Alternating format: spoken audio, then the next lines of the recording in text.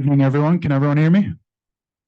Good, good. Got me on the speakers? All right. We're going to call the meeting to order. Get started with the Pledge of Allegiance. If you'll please join me.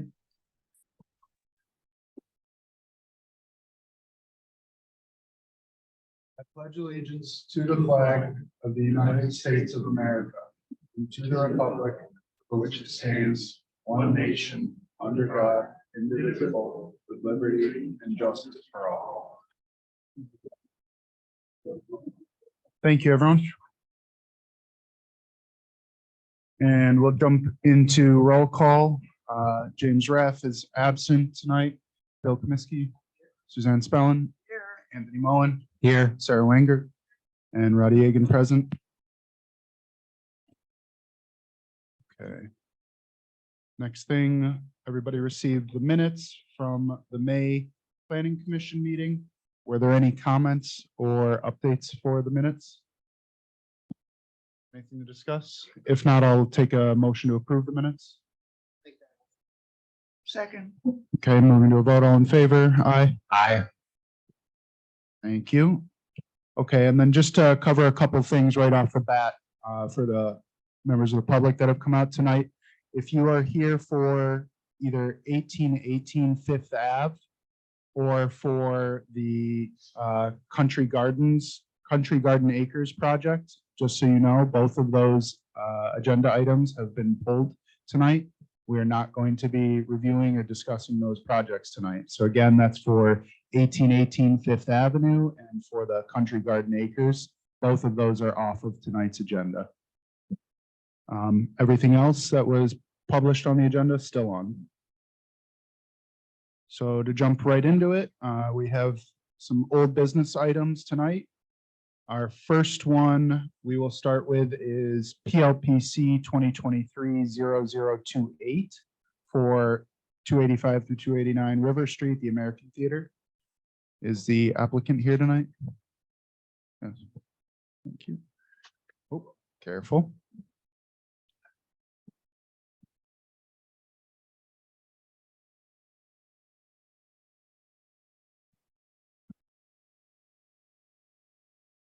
Just one moment with us on Zoom. We're get a presentation loaded in.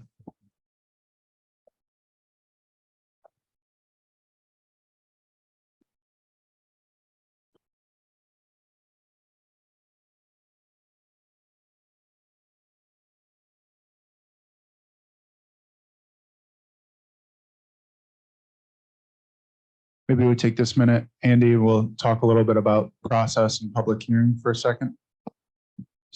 Sure. If you recall last month, there were some questions about the procedures set forth in the new zoning, in the recode. Staff and the planning department took a look at it, and the process that they have developed is that they are going to schedule matters for public hearing when they deem the application complete. So they will do the notice and publication.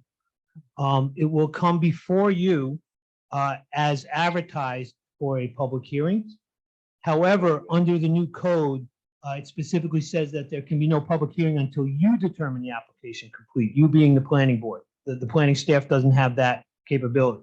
So in order to expedite the process and save that additional trip for the applicants and the additional meeting, they will put them out for publication, notice of a public hearing. It will be noticed for a public hearing, but the public hearing will only be convened if you determine the application is complete. So what they're doing is they're trying to start the process by having it available, properly published, properly noticed. If you decide it is complete, you can then go directly into the public hearing. So hopefully that clears up the little bit of confusion that has developed between the language and the code. So thank you to the applicants that have come back for a second time. We are trying to work through that process to streamline it, as Andy just went through.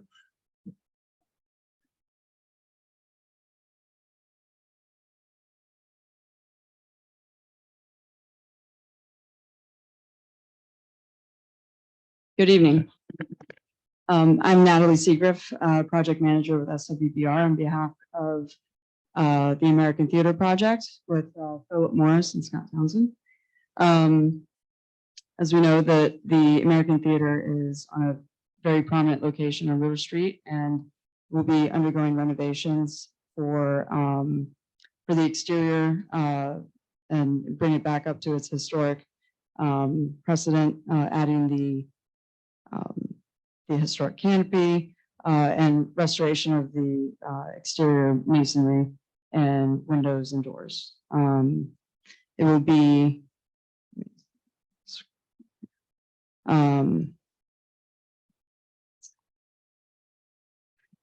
it will remain a single screen movie theater with luxury seating for approximately 100 patrons with limited live performances and already received Part 2 SHPO approval. Majority of the work is going to be focused on the interiors, but again, restoration of the or replication of the historic canopy and marquee is the main scope of work for the exterior, along with some minor site improvements. It's already been reviewed by the Historic Review Commission and recommended for approval. And we were here last month as well. Let's see. So I believe the remaining questions for what we were going to do were how we were going to activate the front walkway. And one thing we're proposing is integrating a bench into the existing drainage swale, which is a city, which I believe was a city initiative, correct? I think it was like a DEC program or something like that. So if we can integrate some sort of seating area for people who are waiting for their show or who are congregating in that area, I think that would be beneficial. And then we would also include new bike racks out front near the main entry. And then do any sidewalk improvements necessary to, even it out because it's pretty well heaved at this point in time. And then towards the rear, we would incorporate trash bins along the front street facade. So, and again, this is what it will look like once the historic canopy gets replicated and all the transoms and windows get restored, and along with the storefront and the rear facade. Basically replacing the existing egress stair and opening up and adding or replacing the existing doors.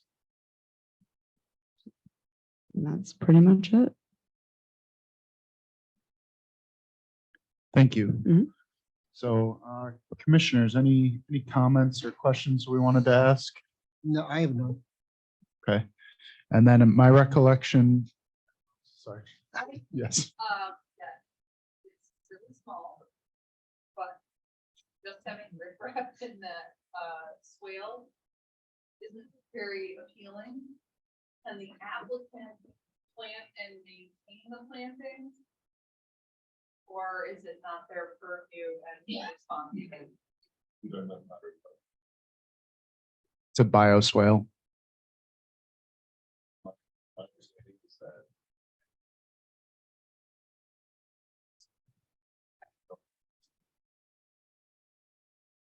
I love the bench idea. Mhm. I think some hardy plants of some sort, From or get rid of it. right, from what I understand, we're kind of limited to some grasses or very small shrubs. It can't handle too much. When we consulted with our landscape architect, given its location and just the depth and everything. So Does that mean you're proposing nothing or proposing it- hardy grasses? hardy grasses, yeah, Yeah. and let's riprap go as with well. that. Yep. Other commissioner comments? Yep. So my recollection is last meeting, we did take some public comment, but this being the official public hearing, I am going to open up the floor for anyone from the public that came to speak about this. Is there anyone looking to speak about the project? Anyone on Zoom? It's an exciting project. So great. Got a thumbs up behind you? Couple thumbs up, maybe? Great. All right. Noted.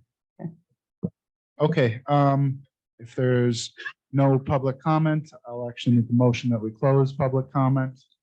I'll make that motion. I'll second it.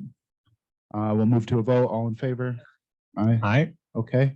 Type 1 action, so we do need a declaration on the impact. So I move that we make a negative declaration for seeker purposes. I don't see any adverse impacts, so I think it's preserving a historical resource and in fact improving it. So I think that's the only real impact that I can see, and it seems like it'll be a positive one. I second the motion. Okay, moving to a vote. Bill? In favor. Suzanne? Yes. Anthony? Yes. Sarah? And I also vote yes. Okay, and then last for approvals would be site plan review and site plan approval. Any other last comments or conditions? Anything you guys want to see? I have none, other than the condition that's there, to the extent that it's a condition, addressing the planter out front and the bridges. Okay, so can I get a motion on the site plan? I'll make a motion that we approve the site plan with that bioswale is planted and maintained with hard ground. I'll second. Okay, moving to a vote. Bill? I'm in favor. Suzanne? Yes. Anthony? Yes. Sarah? I also vote yes. Approved. Best of luck. Thank you. Thank you.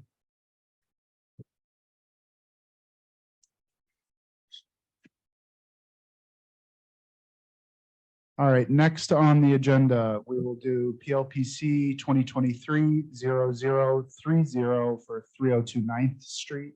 The applicant's Adel Abu Zaid.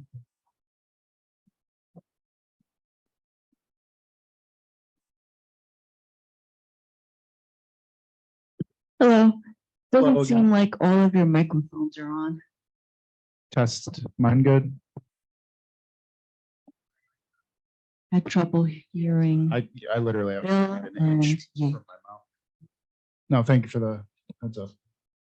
Okay, I'm Liza Rodriguez from TAP, representing Adel Abu Zaid, and this is Nabil. Who's helping answer questions. We were here last month and we did have a chance to chat about the site plan. We made some changes since then. We added more concrete sidewalk, removed some of the asphalt paving to refresh your memory. And I think we weren't all here maybe last month. This was a grocery store that also involved cooking, and it had a fire.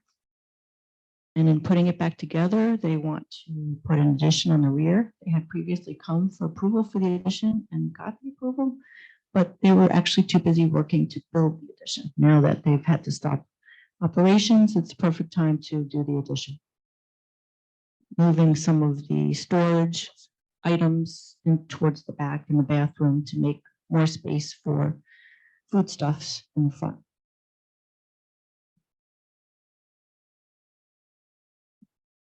Anything else?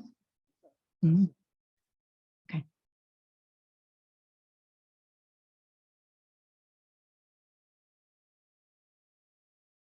Questions?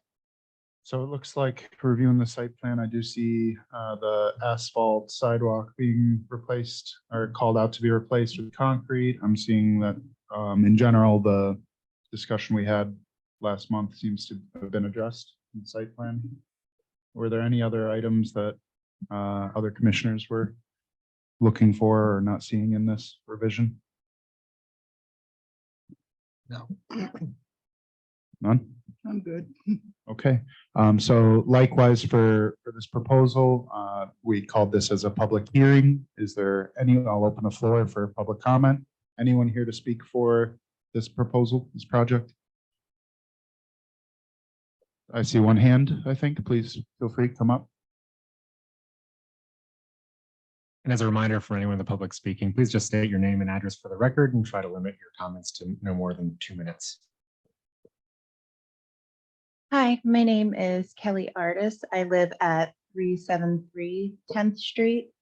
I'm like right almost on the corner of Rensselaer Street, and this store is on the corner of 9th and Rensselaer.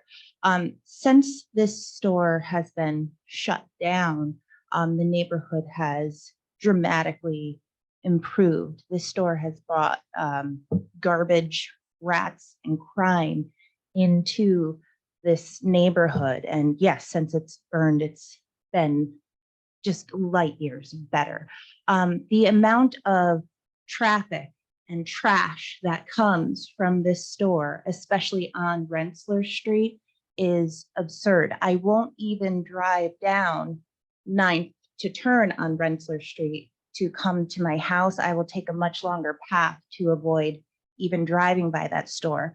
Cars will park on both sides of the street, making it nearly impossible. And it just, I mean, we had the police at our house for a separate incident. They were investigating something the other day, and we were saying how, you know, it's been very nice in the neighborhood. And even they commented it was because the corner store is shut down.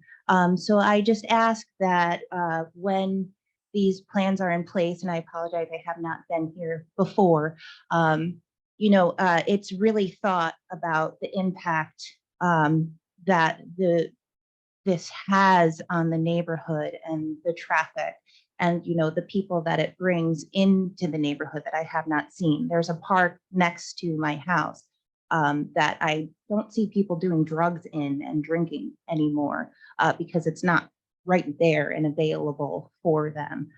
So, you know, I would appreciate a little thought into the impact that the store has on the community, not just the planning, I suppose, of that site. Thank you. Thank you.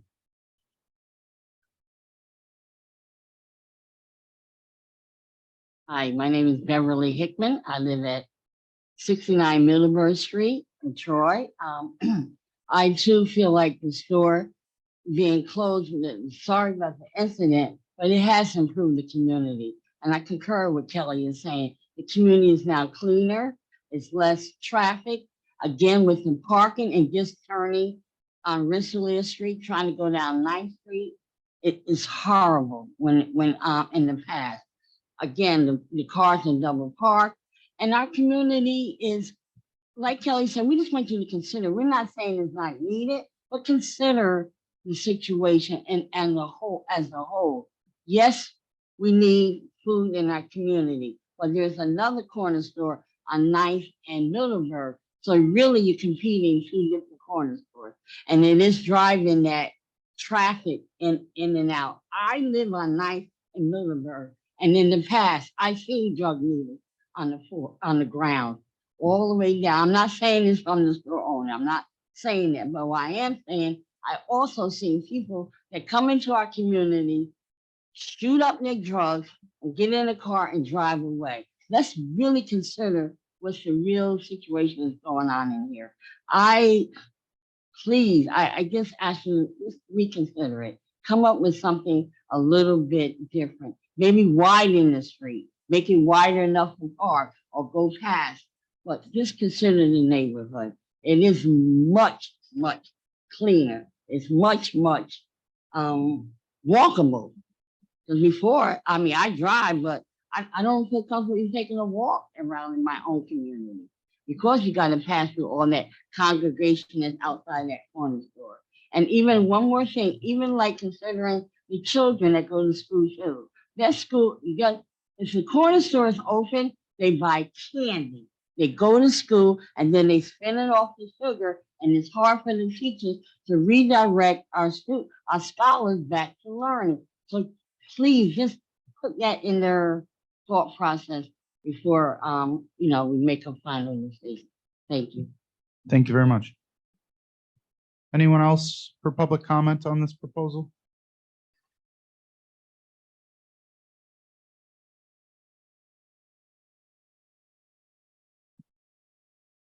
My name is Timothy Leonard. I also live at 373 10th Street. I'd just like to also reiterate the amount of drug use that has dropped in our neighborhood since the store has been closed is astronomical. I know that that does not mean drug use has stopped overall, but it is certainly out of our neighborhood. The amount of garbage is far less. And the actual decrease in rat activity is noticeable. So just please consider those. Thank you.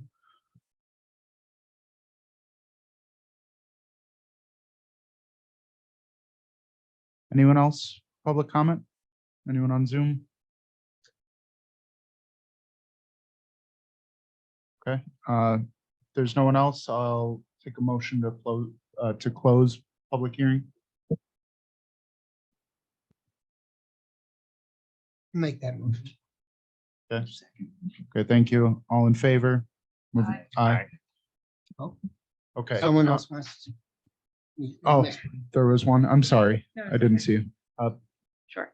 Hi, my name is Camilla Nicholas. I live on 1724 Highland Avenue. I just wanted to remark because I have worked with Automobile on this project, and drug use is not really a byproduct of their business. Drug use is an issue of poverty and an issue that is much larger than this deli. Granted, I don't live directly on 9th Street, so I'm not aware of the daily activities, but I will say that they're trying to run a business, and having food that's accessible to people is very important in Troy because it's very hard for a lot of communities. So they're doing their part to provide a service to children that want to get their food because they offer like different meals and different services. And so it's much larger than just where people will congregate, because there may be residents that are doing drugs on the next street, but the residents might not just be seeing it because it might not be in this area anymore. So I just wanted to mention to consider that even someplace like their establishment provides community. So it takes on many forms. Just wanted to consider that. Thank you. Thank you. Eric, will you please include that in the record for public comment? Thank you. Okay, with that said, would the applicant like to speak to any of the comment? Any of the comments?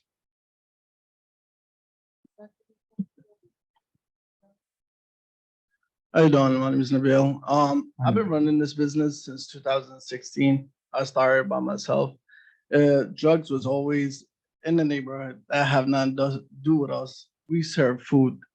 Concern. If anybody came over there, basically bought food, did drugs, it have nothing to do with the business, you know? And I'm the one who's been running in there for about 7 years. And I don't get involved in any of the drugs or anything. I'm just selling food. As far as the garbage, I do my best to clean up the sidewalk, the street, but I cannot control the people that buy the food. If they end up throwing the street or throw it off the car, out the car window, down block, I can't control them. Thank you. What's up? Thank you. Okay. Turn it back over to commissioners. The only other thing that really stuck out to me in hearing the discussion about trash being seen in the area is whether or not there should be a fence around the dumpster. I'm not sure that I see one. There is a line that goes across the dumpster area, but I think that's just striping.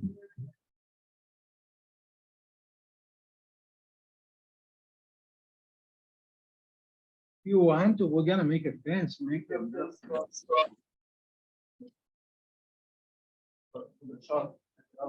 It's kind of my only mitigative effort that I can think they need to implement for trash control, rubbish control.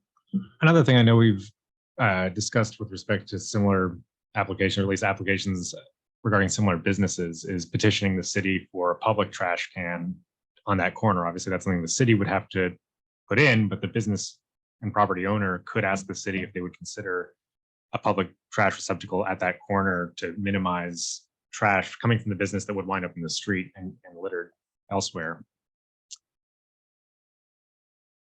Any concerns about, Would that be a separate process to talk to the city directly about the trash?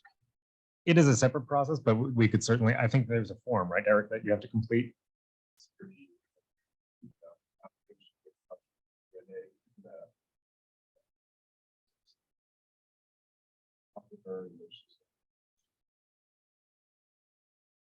Okay, we'll do that.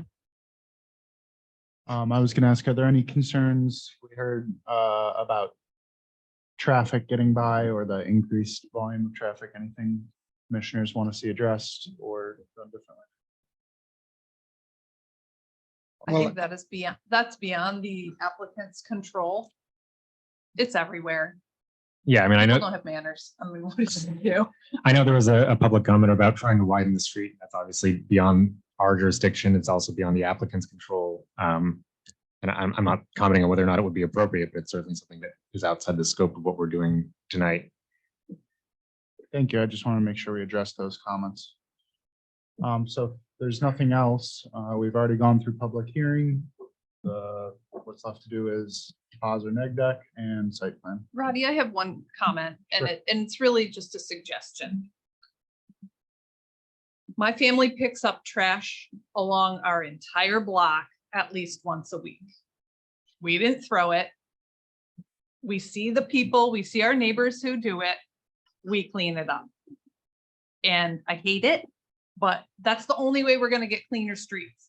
So I would implore you as the business owner to go out of your way. It's not a condition of this, but please, for the sake of your community, it's a burden. Clean up the whole block, your side of the block, so that no one can come to you and say you're leaving your block a mess because your customers are doing it. Don't let them say it. Every morning, just do it. We would.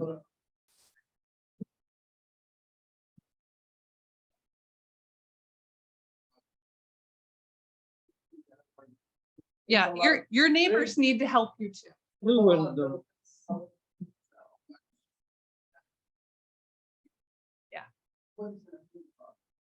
Yeah, so it's not your problem, but maybe you can help too. And Lisa, if you would help them get started, that would be great. And may I just say to the people that spoke, we always appreciate the neighborhood's comments. And it just happens that it's an allowed use and they really don't have control over. It's not their purview to say this business can't go there, but how the site operates for the business. But we do appreciate your comment. Thank you. I appreciate that too. That being said. Okay, looking for motions then. This is a type 2 action, so it doesn't need any Okay. secret review. Yeah. So at this point, we're only discussing the site plan. So if there's no other comments on site plan, I could either bring a motion or somebody else want to. All right, I'll make a motion for site plan approval with the condition that the dumpster area be fenced in. That would be my only condition. I second that motion. Okay, thank you. Moving to a vote. All in favor? Aye. Aye. Aye. Okay, carries. So you have site plan approval. Thank you.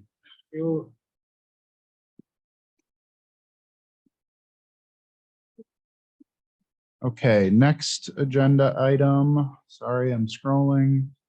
We'll go to PLPC 2023-0011 for 625 7th Avenue for the former Catholic Central High School.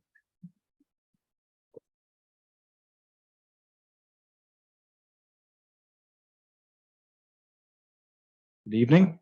Good evening. If I close this, will it shut you off? If I close this, will it turn you off? No?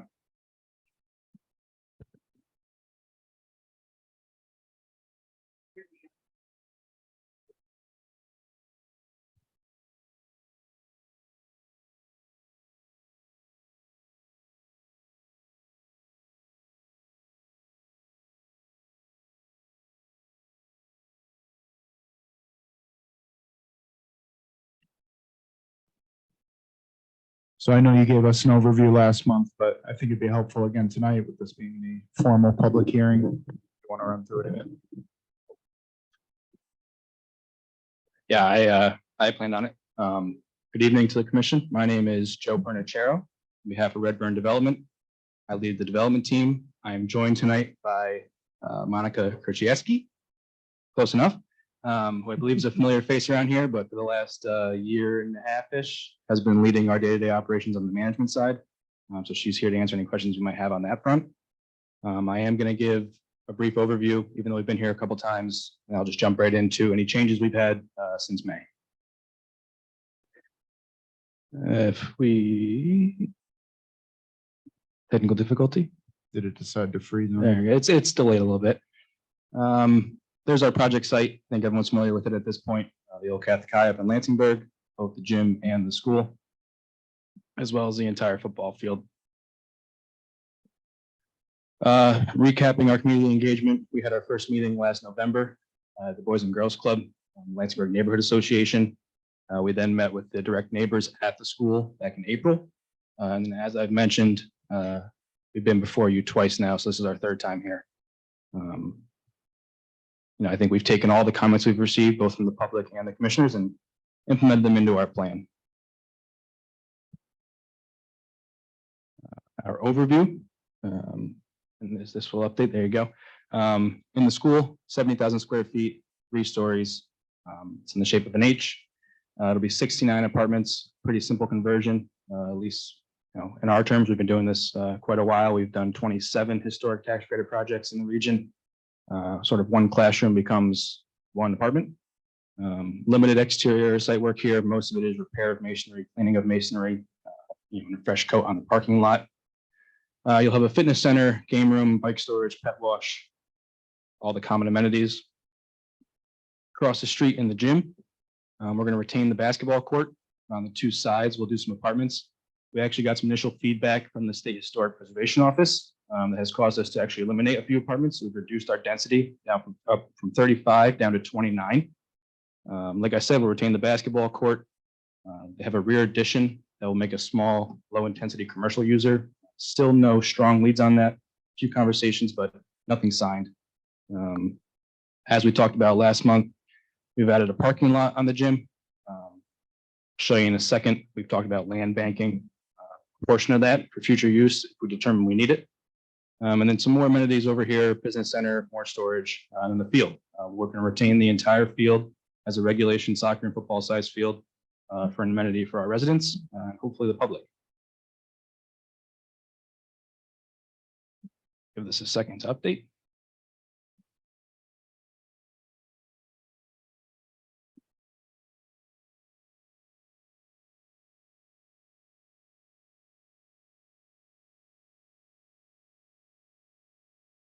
Maybe not. There we go. All right, on the school side, some changes since last time. We've added a bunch of trees on the street on all 4 sides. We got the staff comments last Thursday. We've tried our best to implement all of them before tonight's meeting. So it's you'll see the yellow there around the edges. That is all asphalt sidewalk that will be replaced with concrete. The crosswalk, that was a request of the staff.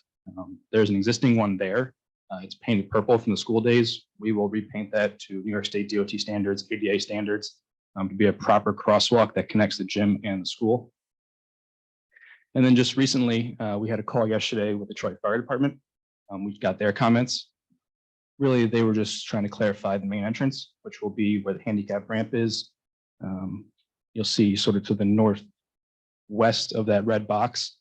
That red box was 5 parking spaces. At the request of the fire department, we're going to eliminate those to make ambulance and fire truck access easier. All I've done is just transfer those spaces across the street, so our parking count hasn't changed. Other than that, the school site plan remains the same. Across the street, after we update this. Okay, again, you see the crosswalk. The biggest change here is the front landscaping in front of the gym. This was a comment of the staff. Right now, it's a big asphalt sea. We're going to take all that up, do a lot of green space, some new concrete sidewalks along 7th Ave that connect to the main entrance.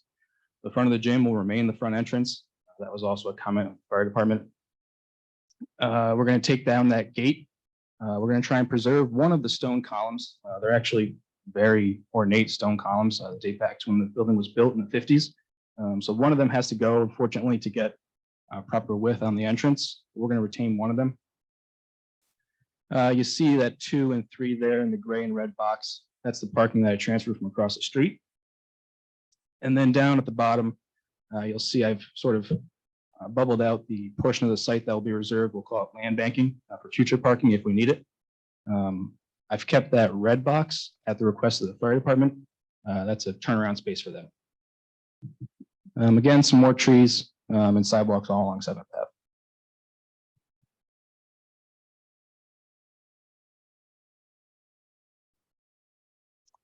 Ave. Lastly, I'll wrap it up. Just to recap on the parking, it's now 98 apartments. We have 45 off-street. 98 apartments. If you're on Zoom, could you please check and make sure you're muted? It's okay. So 45 off-street spaces, 82 street spaces just bordering school and gym, as I showed you last time, that doesn't take any parking from neighbors. So that gives us 127 total spaces. We have 121 bedrooms, so we're more than one per bedroom, which is usually what we try to achieve, especially in an area like this. And then we have the 39 land bank spaces ready to go if we need them down the road. Property management. We gave a detailed breakdown of our property management structure to the commissioners. If you have any questions on that, Monica's here. That goes for the exterior scope as well. I actually just ripped our own construction scopes right out of the folder and sent them to you guys. So a lot of, like I said, a lot of it's masonry cleaning, masonry repair, but you have that. And then lighting as well. For the lighting, we're reusing a lot. We're just sort of toning down the temperature of the fixtures, but no major lighting improvements. And that is all I have. Happy to answer any questions, either from the public or the board. Thank you very much. So I think in this case, I'll open the public hearing first, and then we'll go back to commissioner comments. So has anyone come to speak about the proposal here?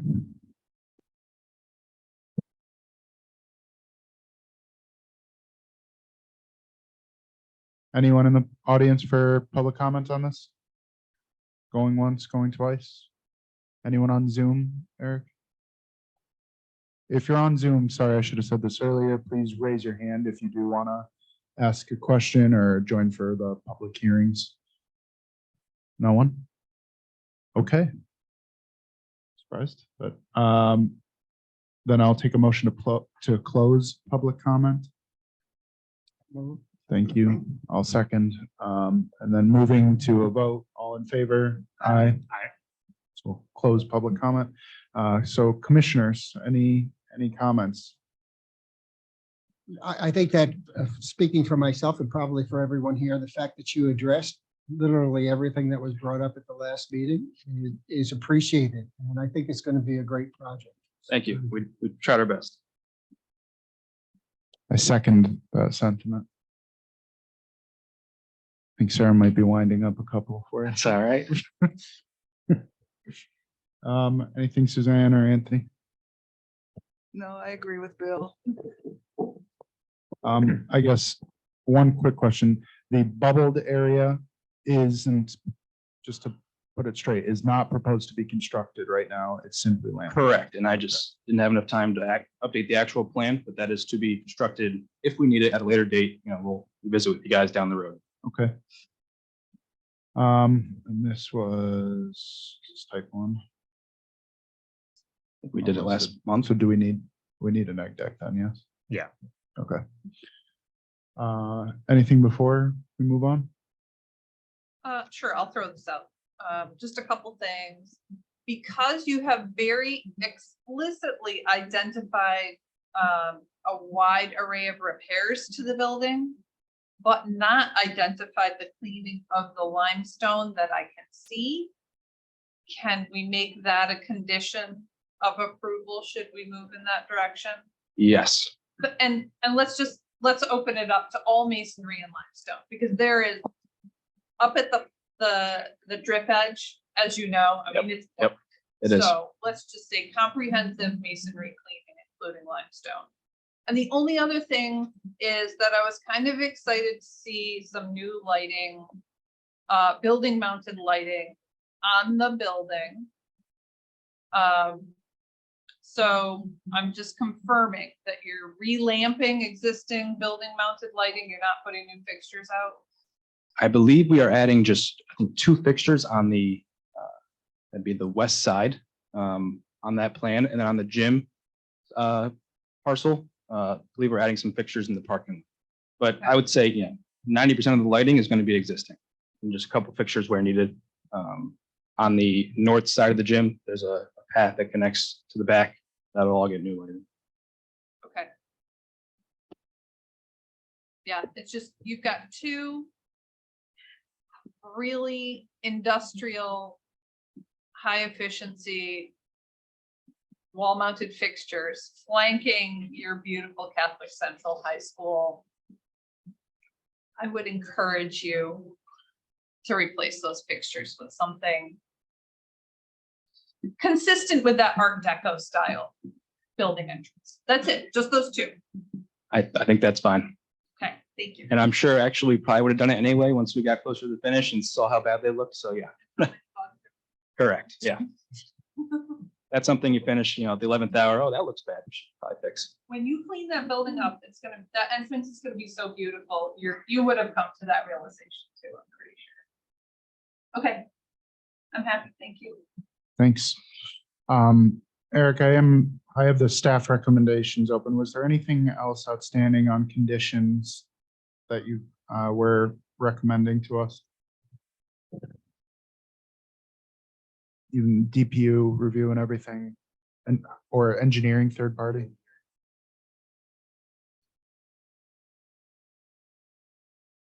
Okay.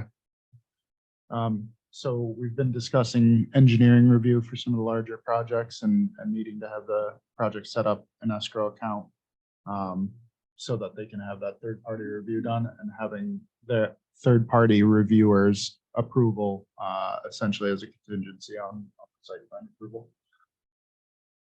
Sound right? Yep.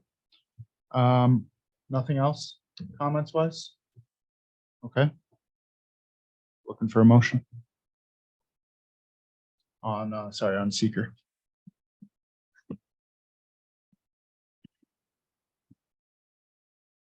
I'll make a motion that we issue a negative declaration for seeker. I'll second. Okay, so moving to a vote, all in favor? Aye. Aye. Thank you. Okay, and then last would be site plan approval. So I guess I'll make the motion that we we approve the site plan with the condition that any third-party engineering review recommendations are adhered to, and sounds like Andy's about to jump in. Cleaning the limestone and switching out the Yes. two fixtures at the entrance. Also, those two conditions All for it, please. and that one. I'll second with those conditions. So just to go over them again, cleaning all limestone and brick masonry, replacing the two fixtures on the main entrance of the school building, and compliance with all third-party engineering review recommendations. Thank you. We need a second. That was my second. Oh, sorry. Yeah, I made the motions. All right, moving to a vote. All in favor? Aye. Thank you. Sorry for that. Thank you so much. Have a good night. Thank you, Anthony. Something for that?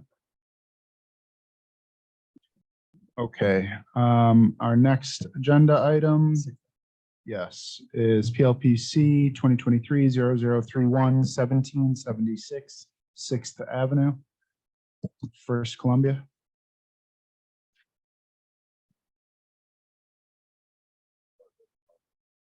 Yeah, they probably. Okay, yeah, they often go last. All right. Oh, there it is.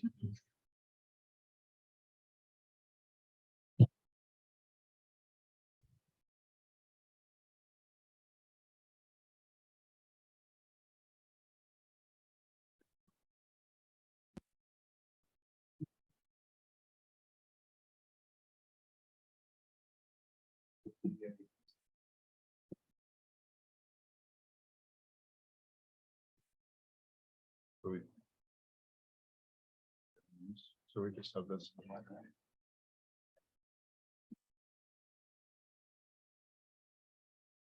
Yeah. Oh, yeah.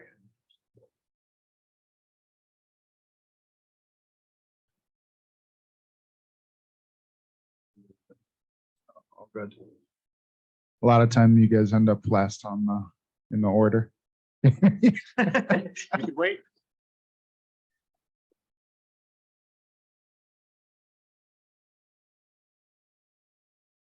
Is that your USB port?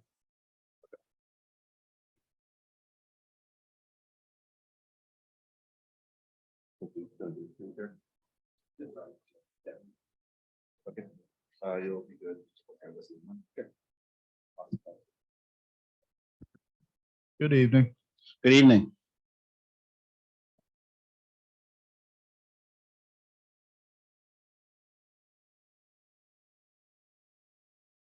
Thanks, Eric. I think I'm in.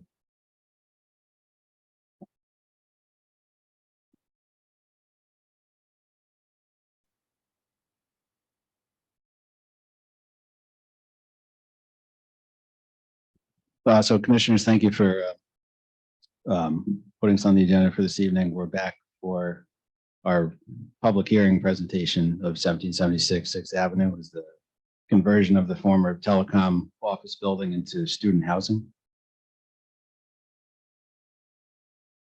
So I had sent over through the planning office some updated materials that were requested by the commission at the last meeting. So I'd like to go through some of those. And I also have the staff report to run through.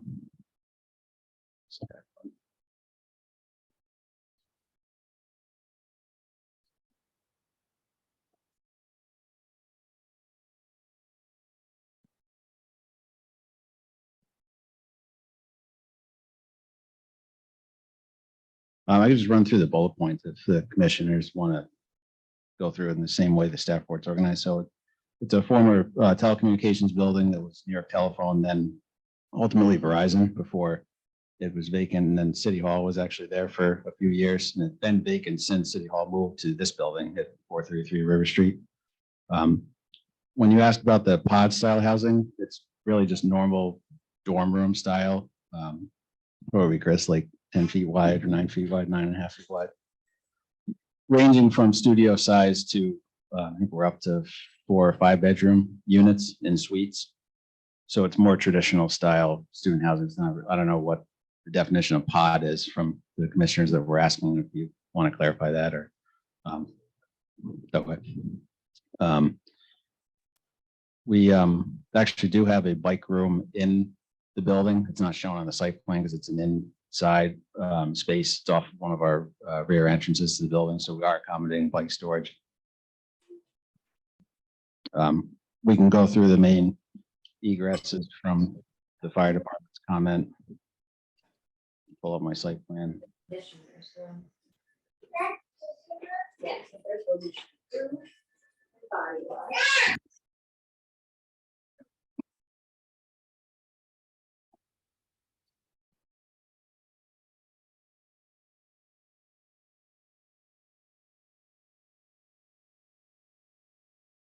So this is the site plan. This is currently designed, so you have.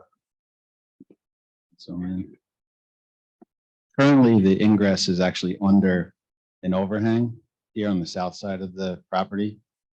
Comes under an overhang of the entire second floor that is just one column bay wide at 20 feet.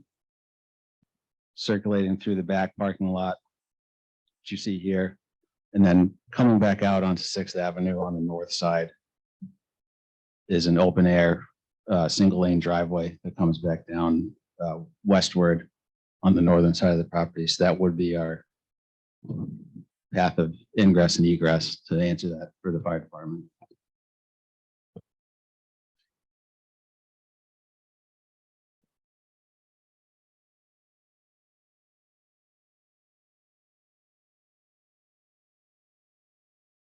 That's the report.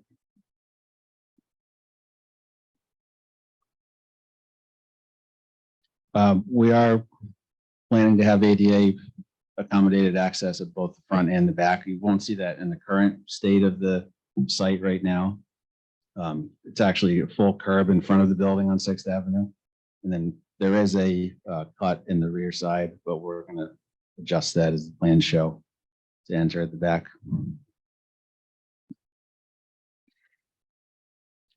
We do plan on addressing the poor condition of the sidewalks on the Sixth Avenue side. We agree they're in very poor condition. They need some touching up. So that will be part of this project. And then what I also wanted to do is share the renderings that we had prepared. Give some better context than the elevations that we did last time. So we can pull these up.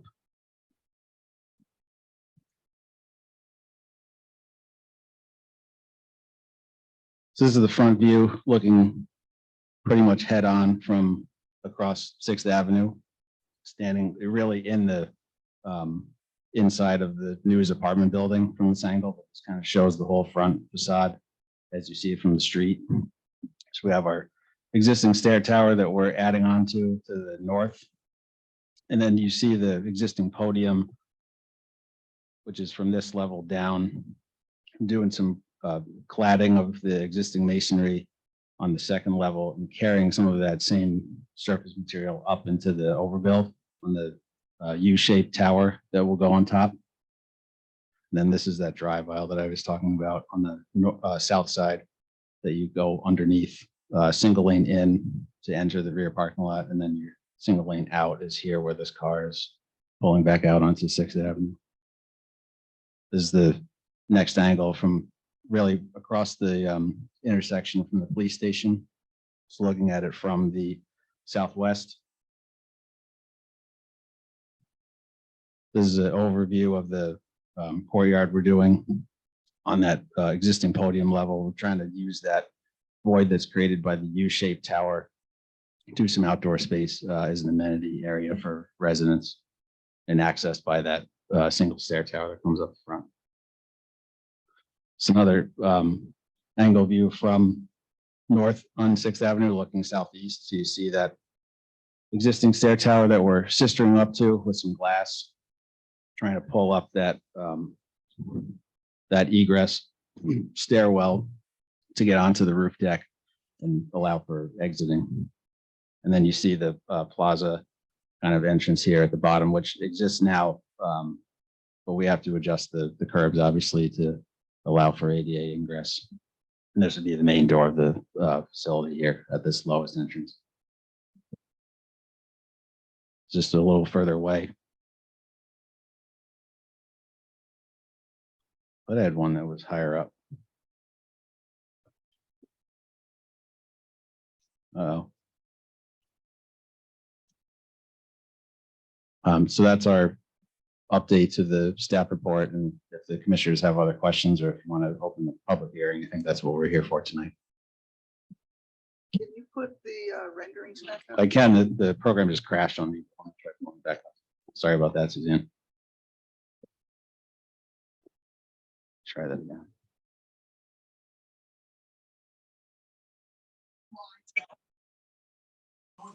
There we go.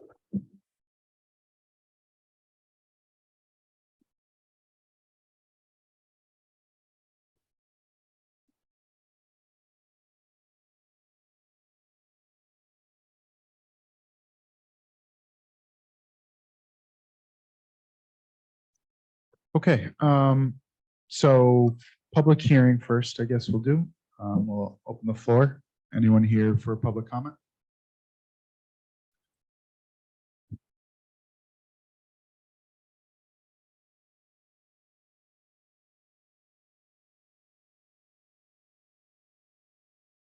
Hello, David Graham, Second Street. That is ungodly ugly. Okay, thank you. Anyone else here for this proposal? For 1776?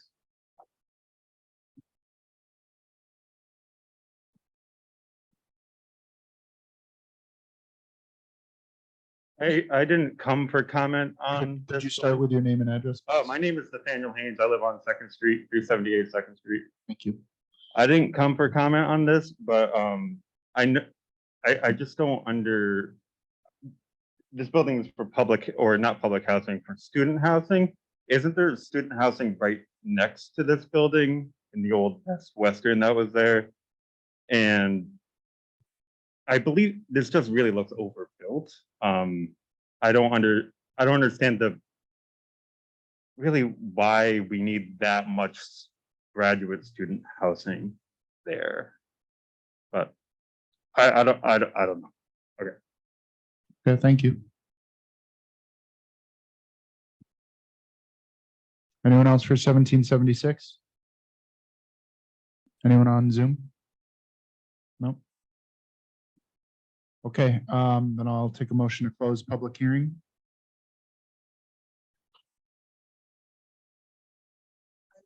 Close the public hearing. Thank you. I'll second.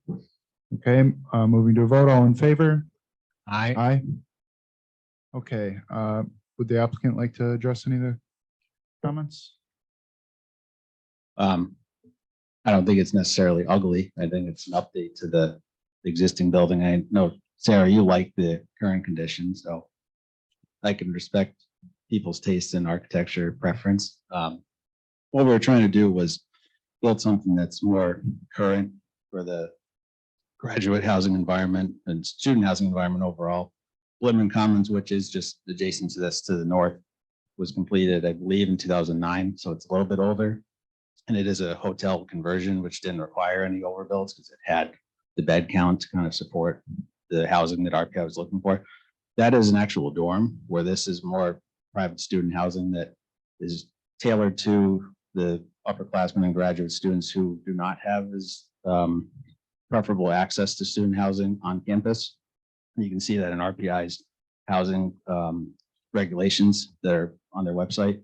So as a student coming to Troy, we want to build something that I think is attractive to that potential student, and we want to attract more students that are going to be excited about being in Troy, not just going to RPI, but also help to build that integration that has slowly been coming around between RPI on top of the hill and downtown Troy. And what better place to put it than here at the bottom of the approach, which is just to the left of this. We didn't have the ability to render it for this iteration, but it is right at the doorstep of the campus, and we felt this was a good conversion for that type of asset. It does meet the zoning for this type of a height that we're asking for. And we do think the demand is there, especially based on how the student population has been coming back more strongly in this kind of post-COVID era. They're starting to catch up to where they were when the pandemic happened in terms of on-campus attendance and in-person classes. So we think it's a good conversion of that building that's been vacant for quite some time, as you know. Thank you. Couple quick questions about the nature of the housing. Is it meant to be exclusively for college students? Yes. So would they need to show proof that they attend one of the Yeah. schools in the area? Okay. And then as it relates to RPI, are you guys looking to become officially part of campus housing so that students can apply, for instance, their tuition assistance or their scholarships toward? We're certainly open to affiliation with RPI. Okay. Those are my quick questions. Turn it over to the other commissioners. Sure, I have some questions. Sure. Would you help me understand a little bit better the answer you gave to the fire department's question about whether this is pod style living quarters that you're creating? I understand what a dormitory is. I would assume that they would have a common one bedrooms sharing a communal bath, maybe other common areas. So they do have a 1-to-1 bed to bath ratio. So each bedroom does have its own bath. It does. So there's. There is a common, there's a common for the units that are greater than one bedroom, like a 2 to a 5. There's a common kitchen, common living room, that type of setup, but each individual bedroom has its own bathroom. And I think that the latter is what the fire department would call a pod, where you're sharing a common area with bedrooms off. What's the percentage of the building that will be pods, and what is the percentage that's going to be the single rooms with a bath? Forget what our unit mix is for bedroom count. Could you use the microphone just so it's for the record? I actually didn't bring those exact stats, but Chris Betty, First Columbia. Right now we are 10% studios, and then we go down to 1% 5 bedrooms. So we got some 2 bedrooms, some 3 bedroom suites, and some 4 bedroom suites. But we'll 10% is probably the highest. Right. Yeah, actually the 3 bedrooms, I think we're about 15-20%. Okay, would you be able to provide us with that Yes, information? certainly. We can Yep. provide that to the public. Yep. Okay, and in honor of our missing Commissioner James Raff, who talks about bike storage all the time, could you tell me a little bit more about what your interior bike room is like, where it will be? So it's a room, I don't have the render of the rear side of this building, but right next to where the stair and entrance is currently, there's a room that we were gonna gut and retrofit into the bike storage area. I don't know that it's as nice as what one of the prior applicants from last month had described for their bike room, but be at least the same size. So you'll have indoor bike storage that's secure, that individual tenants can keep indoors and not have to worry about keeping them outside on the rack or having them brought up into the elevator, into their dorm areas with dirty tires, that kind of stuff. It's right off the rear access to the building. And how many bikes would that be able to I accommodate? think we had around 24, I want to say, on the plan, so 24. 24 for 184 bedrooms with college type kids? I'm just gonna hazard a guess that James would think that wouldn't be enough. It's just, and I hope he's listening.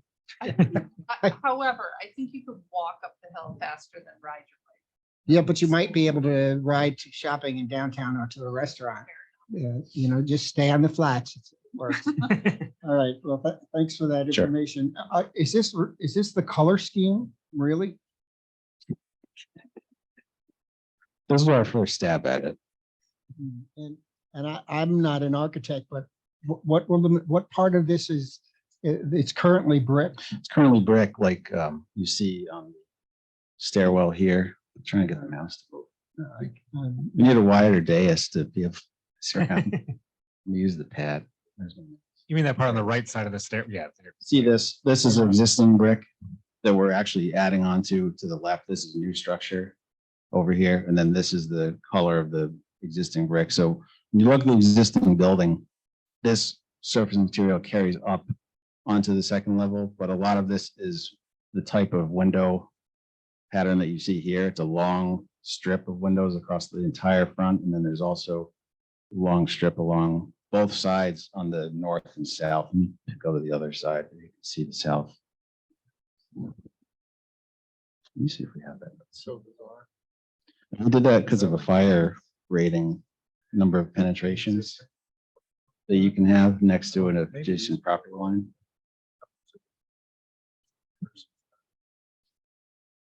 So behind those windows on the second floor there, is that apartment space or some kind of common space? It's apartment space on the second floor. Just trying to put this up. Yeah. Here's the existing, if it will come up. So you see the long strip windows, and these are actually high up on the wall, so you can't see out of them from in the existing office space that's here on the second floor, and same with these along the entire north side. So we're revising the window layout along this wall and on the opposite wall next to the police station going south on 6th Avenue.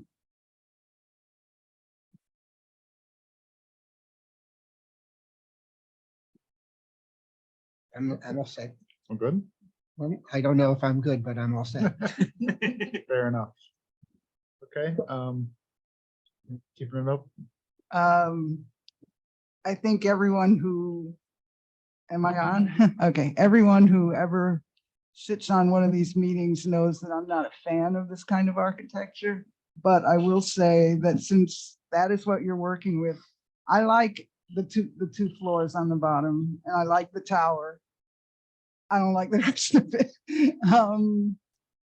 I think it is overbuilt by a story at the least. And I hope that in a final iteration of this, you can do something more than just these rectangles. And so I'm realistic enough to know that it's going to get built one way or another, but I hope you can up the ante on the design.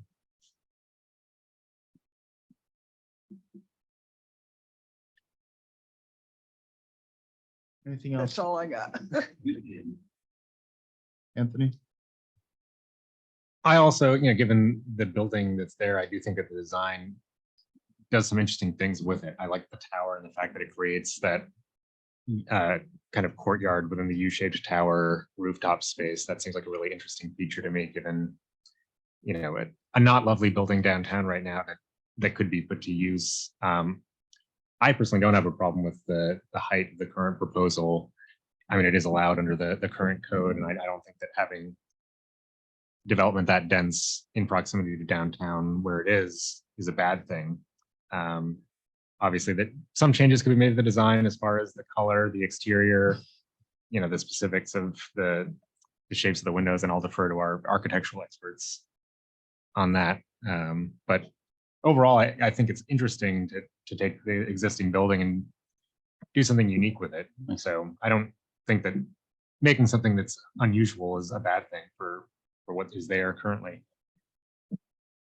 Thanks. Want to go next, Sarah? Sure.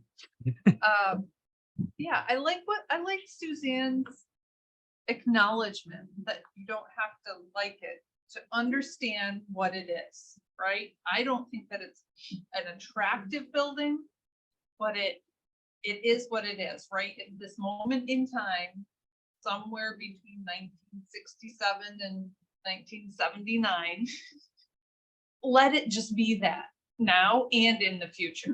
And I think that the upper stories are just not relating to the existing building at all. That's what I'm struggling with.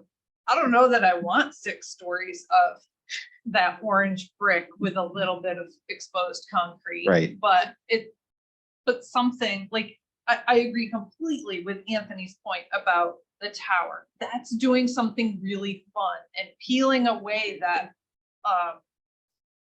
the monolith of that funny stair and letting people peek in to see that there's something actually happening there. So I don't know what I'm not giving direction. I'm just suggesting that the build out be more consistent with what's already there.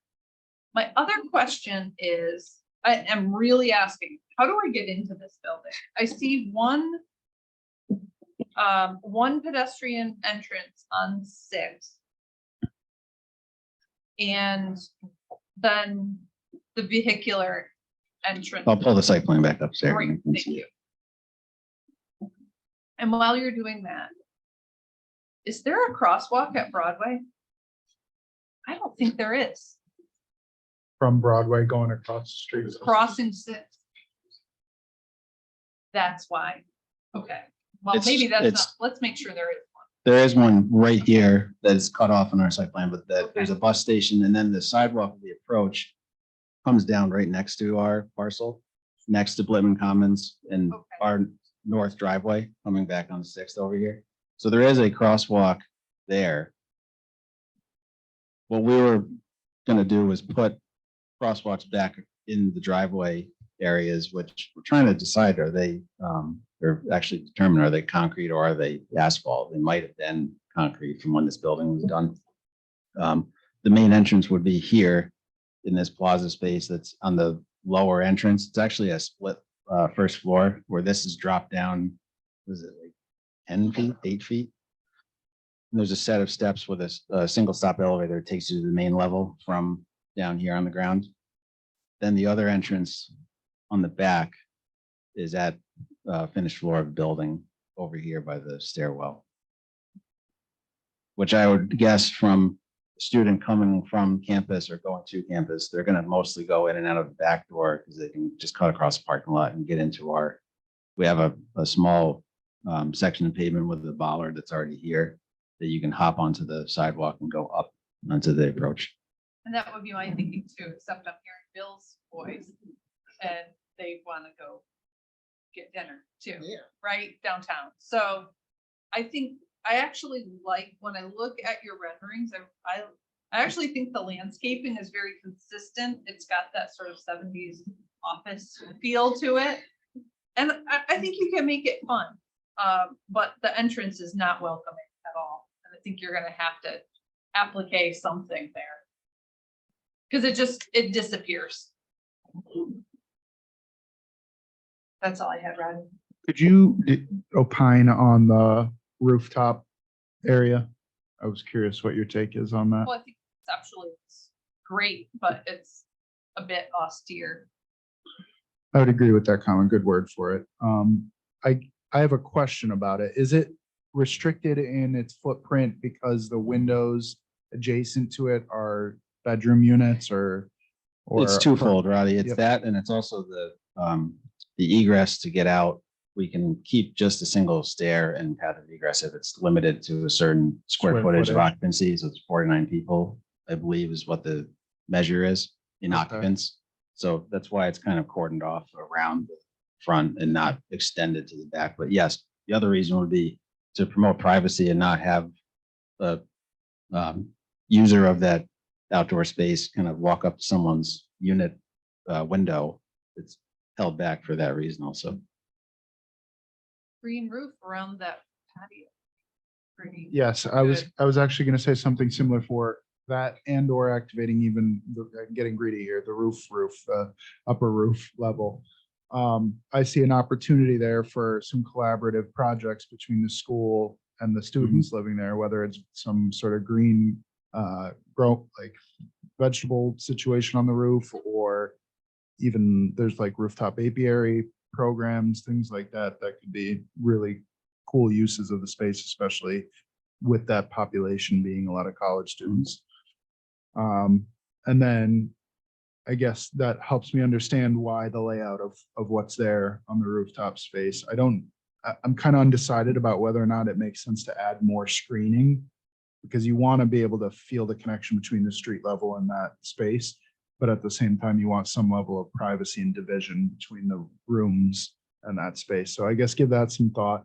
As for the overall massing of the building, I don't take any issue with the height.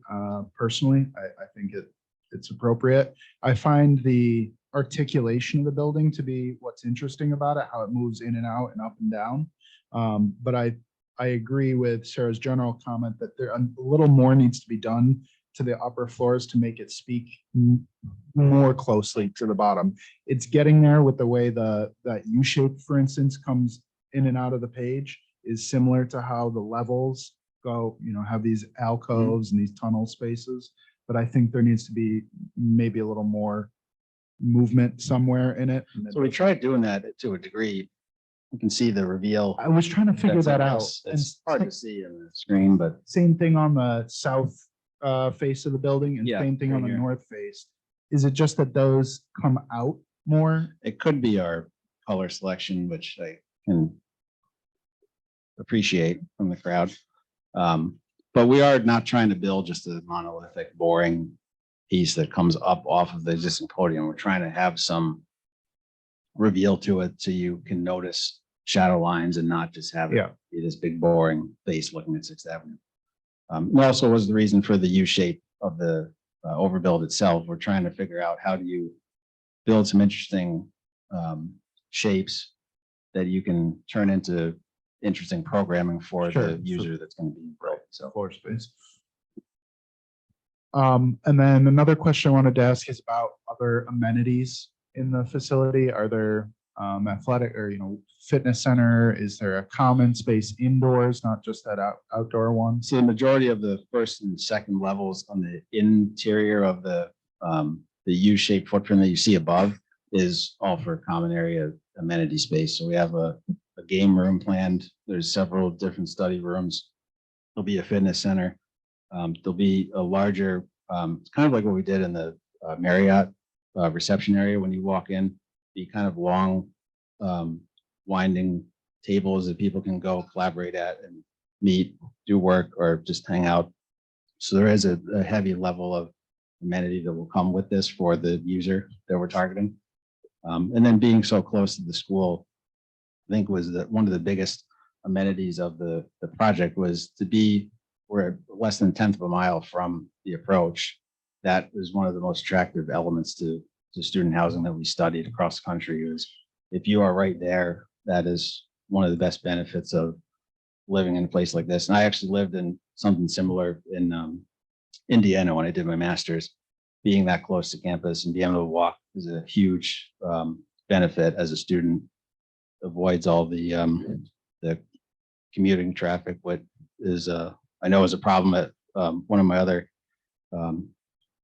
instances of higher education I was in. I commuted to campus and it was just not the same as living right there close by. So I think that is important to the experience. Okay. Those are all great things. Glad to hear the planned use of the space for all the shared and common space features. Have you guys tried any other colors on the facade? Just curious, what else? This I'm was not our necessarily. first pass at it. What I would offer is we'll make condition to the approval, whatever color selections and material selections are final for the facade as part of an approval. I really wasn't saying it to poke fun. No, I think- get it. I think part of it is the way it looks on paper also kind of represents differently than perhaps how that would look in reality. For instance, the brick, it blends almost into one Yeah. shade of peach here. You don't really see the mortar lines as much, kind of can, but and then I guess I'm curious what that color is, it an ephes or what is the paneling system on the addition? Well, there's a combo of a few different materials. I believe ephes was the color surface you see here. I forget what we were using on this. If it was, is it all ephes? Yeah. Yep. That I like. I think for me that, I don't know if it's multi-tonal grays can start to look a bit prisony when it's too much gray, too overbearing. I just don't know what works well with that shade of the brick, the existing brick. So just, I would. So that is a challenge to, you're kind of hemmed in by that palette tone of the existing brick. That's your base of the podium. So this was just our first attempt at trying to do something that Maybe blended everything something together. more pale, although it's not as clean over the long run, but I get that and require a little more cleaning, but something that calls out maybe more of the paler colors of the mortar. Could be a possibility. I strangely, I like the gray band that The- is today brick. But I Or the think second it floor. sets, yeah, but I think I actually like the way it looks on paper and I won't like how it looks when I walk up to the building because it's gonna be, right, it's synthetic stucco, as is 94% of everything above that datum, which has no presence at grade. Yeah. I really wonder if letting some of that existing concrete, cleaning it up and doing some precast concrete panels, I know it's heavier and more expensive, but that could tie us to the upper levels. If some of those volumes were. Down here concrete. on this retaining piece, Your The new addition. stories. up here. Yeah. Okay. I mean, something's got to tie to your grade level. And nothing's doing it right now. There's no material connection. And it's too much ephes.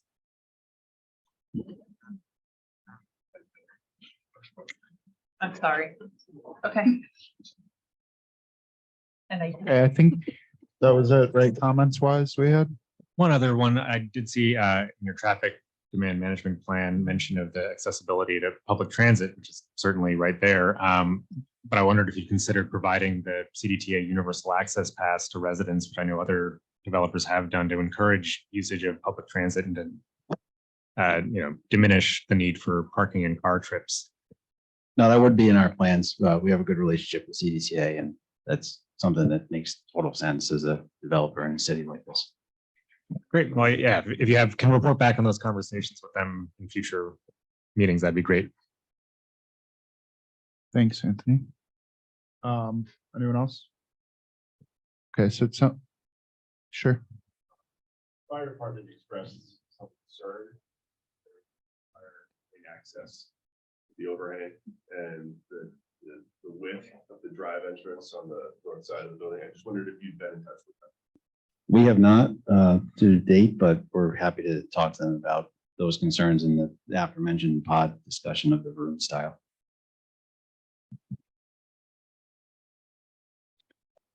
So where are we at procedurally? This is on as concepts, change of use and site plan review. So for actions today, I think we'd just probably be tabling. Well, this was scheduled last month for public hearing this month. Mhm. So you've opened the public hearing, you've closed the public hearing. You are in a position, it has been noticed, so you are in a position to take action on seeker, you are in a position to take action on the application. It doesn't mean you have to. Under the new code, you have to take action within 62 days of the close of the public hearing. So you have 62 days from today, basically, to On a seeker determination. on the site plan. Oh, okay. That's under the new code. There's a 62-day window unless there is an agreement with the applicant to extend that. So right now, that the public hearing is closed, you are under a 62-day clock. Thank you. So my sense of our review, though, is we're gonna look for some subsequent rounds on this. Anyone feel differently about that? Assuming. Okay.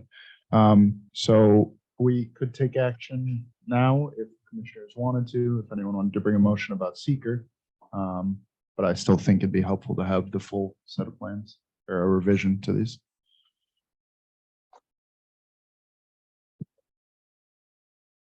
Anyone disagree?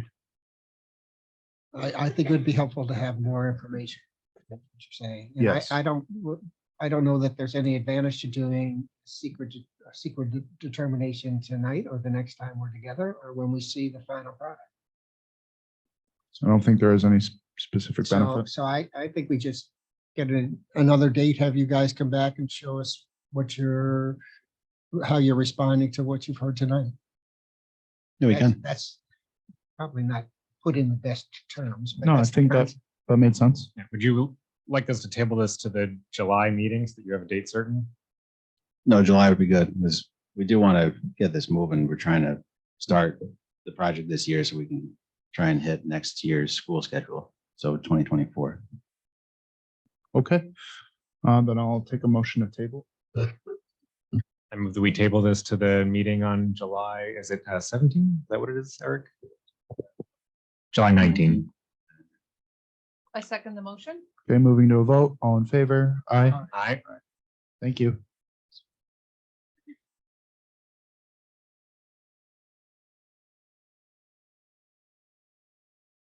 All right, I think this is our last agenda item for tonight. It's PLPC 2023-0009 for 21 First Street, the YWCA project.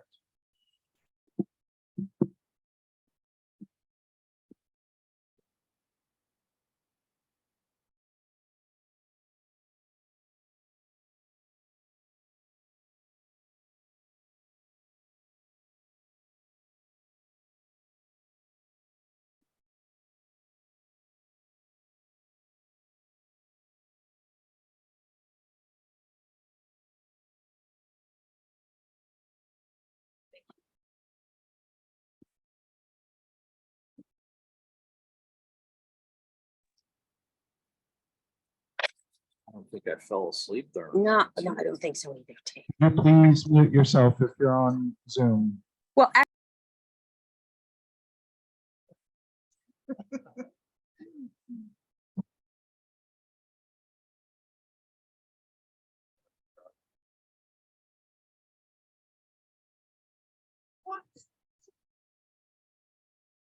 Yeah. Or grants, whatever. Yeah. Because YouTube by default. Yeah. Yeah, I'm almost certain. Sticks with the K.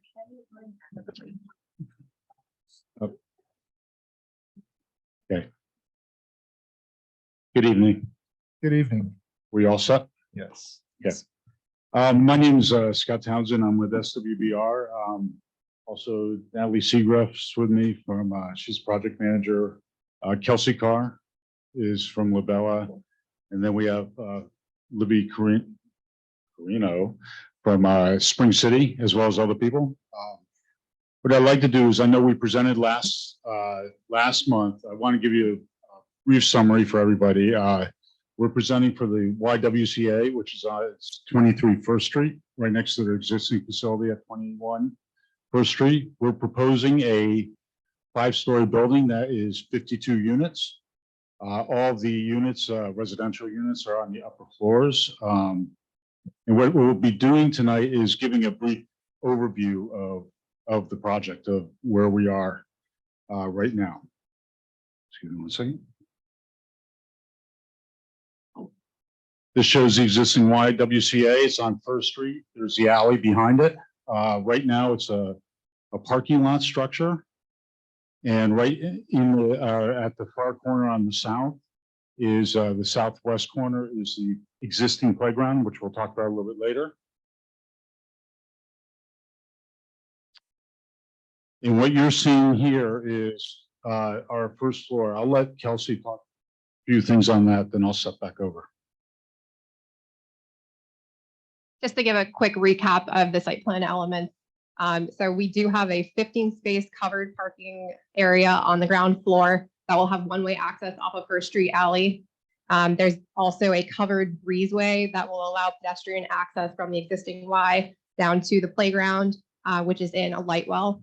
And there will be new curbing provided along the full frontage of First Street because it's in pretty poor shape and has little reveal right now. We'll also be replacing all of the concrete sidewalks.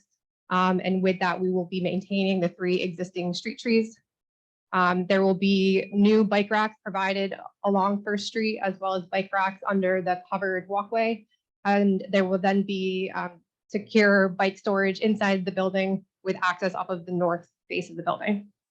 And I think that covers the main site element. A couple other things I'll add to what Kelsey said is we have, as you can note on the site plan, we do have walkways between the buildings, both to the north and south of the new building, and they are actually fenced and gated from the rest of the property and from the streetscape. We presented this last week, but this is a summary of where we're at on the project.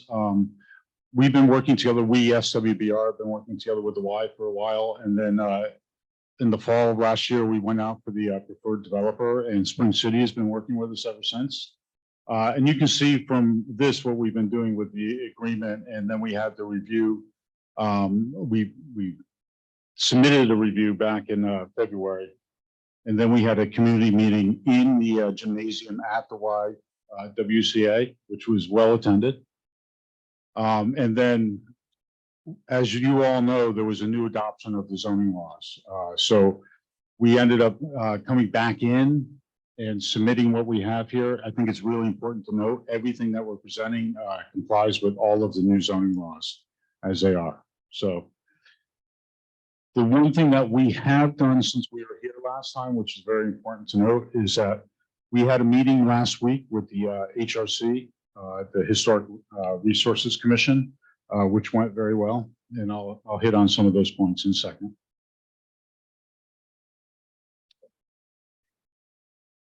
This is, as you're looking at it from First Street and right across the street from the Y. And we're infilling it. That's where the parking lot is currently and what we're proposing. I won't go into detail because it speaks pretty well for itself, what we're trying to do and how we're trying to fit into the neighborhood. As I said, we did present this to the Historic Resources Commission. It was very well received. We did have a lot of good dialogue. There were a few things that they recommended that we're all in agreement, actually improved the project from our standpoint. We did have a lot of casement windows in the fiber cement area, not the brick areas. They asked us if we would consider double hungs and actually recess them back to get as much shadow lines as possible, which we've done all those things. And that is true on all 4 sides of the building. And then there's a couple other things they asked us to take a look at some of the coloring, which we've done. It's a little bit more subdued. It's not as brilliant as it once was when it was presented, so it would fit in a little bit better. There's a cornice at the rear, which we'll see a little bit later, but it was a good recommendation as far as really just coloration that we're looking at. And there were a couple other miscellaneous proportional things that we had good discussions about. We've made some adjustments on. So we feel the building is presenting very well and fitting in really well from our opinion. Obviously, this is subjective, but that's the way we feel about it right now. The other things that we did bring up at the commission, which I thought was important because we had the meeting here and there were public comments that were allowed. And so what we did is we talked to them a little bit about some of the things about the windows on neighbors' properties and where we're building next to it and precedents related to that, which I'll get into a little bit later.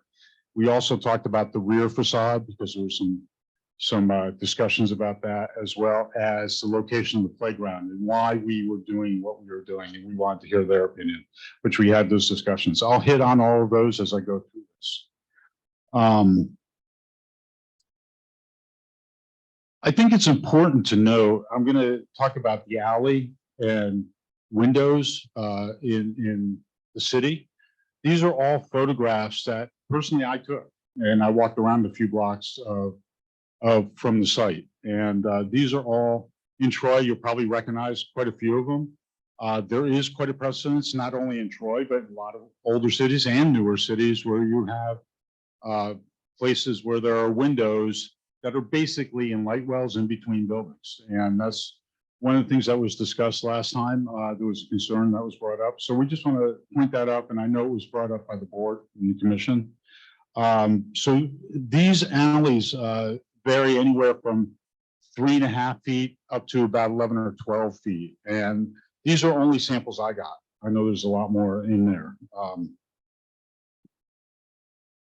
So this is a drawing that shows the gaps between the buildings. If you look specifically between the townhome and our building, we have is 6.3 feet in between. And so basically, we have a good amount of gap there. The other thing that's important to note, if you look at the lines, the dashed lines that are going across, that's our floor levels. So our windows actually are staggered on the vertical. So none of them are straight across from each other. The floor levels are staggered a little bit. And then the other thing that we did is we actually went and looked at the buildings that are next to us. I think this is an important point, is that I'm going to start over on the left-hand side of the drawing that you see where it says no windows. That's the building on the alley. So right now there's no conflict with that. And if you go to the center, you can see where our proposed light well is, and across from that, and you'll see it later in another illustration, that's the rear portion of 35 First Street. There are no windows on that also. The dashed lines that you're seeing with the red, those are actually where the windows on 35 First Street are. Just to remind you, they are at different levels from ours, but as you'll notice, they're actually looking at our walls. So we've been trying to be very sensitive to that and make sure we can. One thing I would say that we have another window there that you can see where there is a little overlap. For that one, we'd actually consider frosting if we wanted to. So just wanted to point all that out. I think they're important parts for everybody to see. And we've been considering those all the way along. Now, this is looking at it from the other direction, looking towards the Y. And this is actually looking north. And you can see where the gate and the fence are that we're putting up there. And again, that's it's a little over 6'3" wide through there. And I'll have a nice sidewalk. We're going to have some lighting, but it's all going to be on timers. So just wanted so you can see it.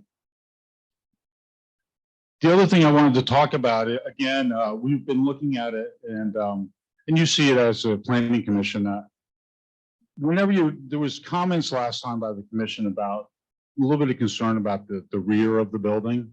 So when you look at a lot of buildings, whether it's Troy, other cities, and you look throughout history, whether it's an older building or if it's a current contemporary building, what ends up happening is you usually put a lot more money, emphasis, energy, and money in the front, what's presenting to the public. When it starts to get around to the back and there's less visibility, less people there, you tend to simplify it. And that's just the way it's always worked. And you can see these are the back of the buildings. It's the Cena.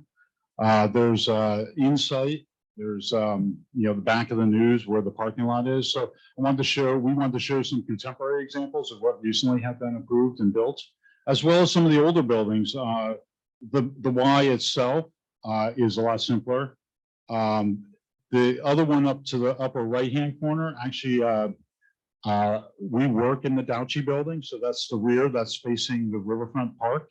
And you can see it's masonry. Masonry was a common material back then. Now it tends to be other materials now, but you can see they're simply punched openings in what would be considered a simple wall. Which leads us to what we were trying to do. And when we talked to the Historic Resources Commission, one of the things you can tell, the cornice line, we wanted to tie it together so it didn't feel as disparate.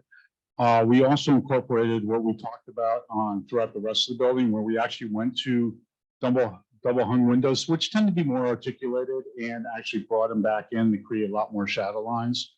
And it's interesting when you look at it next to the YWCA building, which is right there.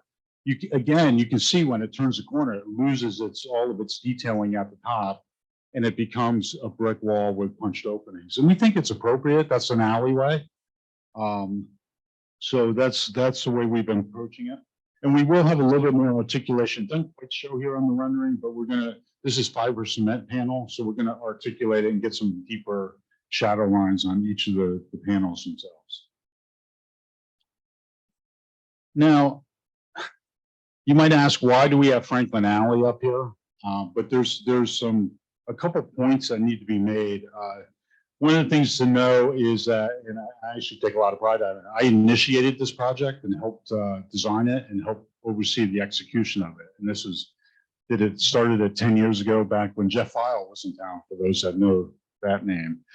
But what's important about this, and I'm showing you this, you can see on the left-hand photograph of the existing, and that happens to be my personal shadow, the garbage that was there. For all those that remember Franklin Alley before, we know garbage management is important. I do want to say that it was Bonaccio at the time, but Spring City actually has been a big major contributor to fixing this.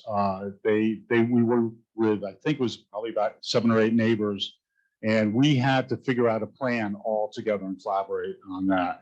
So, and Bonaccio and Spring City now were gracious to give us some of the space in the building, and everybody's cooperating to manage it. And we had to do some things to get rid of, we had 15 dumpsters at the time and grease traps.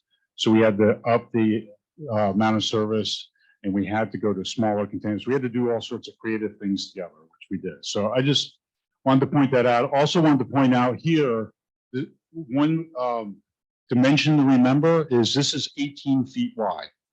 It's actually 18 feet, 6 inches wide is the exact dimension of Franklin Alley. The reason I pointed out, you can see there's various building heights there. There's some very big buildings too, especially as you get down a little bit. But it's always well lit. It's in a very similar direction as what we're proposing. So I want to point this out, and I think it's important to know as we have the conversation. I just finished this up. So what I want to do is talk about the playground really quickly. As you note, the playground currently is in the corner of the parking lot. It's as far away as you can get from the building. It's in the middle of a parking lot with cars and everything, and it's right next to an alley.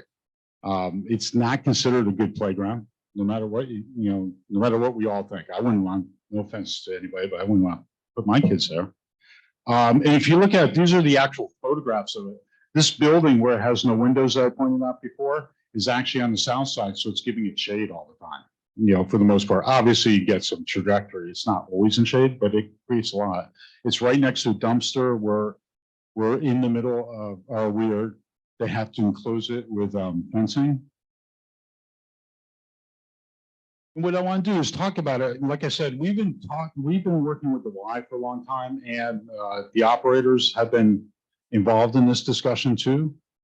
We've been really working hard to figure out what a good urban playground is. That makes sense. So the things I want to point out to you is this is just a little thing that we looked at, make sure everyone understood that it wasn't locked in. that we actually have openings with covered patios. The parking is there. It's segregated a little bit from it. But we do have breezes. The other thing that's important is that sheltered walkway leads right across and it goes right to where right where the daycare is. So it's sheltered. It's got a lot of things that are actually going really well for it. The other place that had no bathrooms near it either. So right now we're cross-pollinating so that they can go in and use the bathrooms when needed. And if there's any time they have to get under cover, there's a cover patio and they'll be able to use that also. I just wanted to point those things out. I think it's important to note. And then this is actually the layout. The other thing to know is this is bigger than the other playground. It's well enclosed, it's well ventilated. It is well lit. This faces south. I do want to point that out. And then when you see this, that building, which is the 35 First Street, which is our neighbor, we have the walkway like I was talking about, but you can see that's actually a photograph that is correctly superimposed. So there are no windows, which is kind of good for everybody. And this is facing south. These are actually correctly rendered lighting patterns that we put in. So the other thing is too, is when you look at, when I talked about Franklin Alley, that was 18 feet, 6 inches. This is over 28 feet wide. So this is almost 8 feet wider, or maybe 8 feet wider than Franklin Alley. And all the materials on this part of it is going to have higher reflectivity. It's actually going to be very well lit with diffused light. So actually, the way we're looking at it, it's actually a beautiful playground because you do have a lot of eyes on it. You have safe ways to get back and forth to the daycare. And it has all the amenities you want, not only the bathrooms, but we have storage right there, which the other place didn't have. So. And the other thing I wanted to point out is I was talking about garbage earlier. So very briefly, we've been in conversations with the current provider. We're not coming in here with the plan tonight, but we just want you to know what we're considering. We do want to go to smaller containers. We're definitely going to have more, they're going to pick up more times. So it's, we don't have to worry about trash. Things are going to be managed within the property. It's not just going to be a dumpster in the parking lot. The way the trash works in the new building is we have chutes that go all the way up. They come down, and we've done them plenty of times before in other buildings that we've done, where there are actually containers that are brought out. They're actually kept in the building. It's well ventilated, and it's brought out to the street for the day it actually is picked up. So what we're talking to them about is higher frequency, smaller containers, and actually possibly juxtaposing the recycling pickup from the garbage pickup so that all stays clean and manageable for everybody. So, and that's my presentation for tonight. Thank you very much.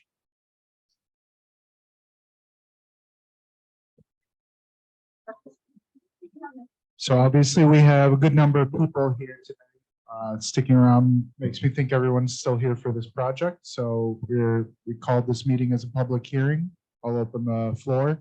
As a reminder, if you could, when you come up, give your name and your address, and then please try to keep your comment to 3 minutes. I'll give you a little finger in the air or something if you're running long. Please try not to repeat comments that you've already heard. If you feel the same way about something that's already been said, you can just say, I echo the previous person's comments, or I share the sentiment about parking, whatever the comment might be. Just be mindful of how many people are here to speak on this tonight. Thank you. Good evening. My name is Corey Jameson. I live on 21 Westover in Troy. I'm a lover of Troy. My husband and I both own small businesses in Troy, and I'm thrilled to be here tonight on behalf of the YW.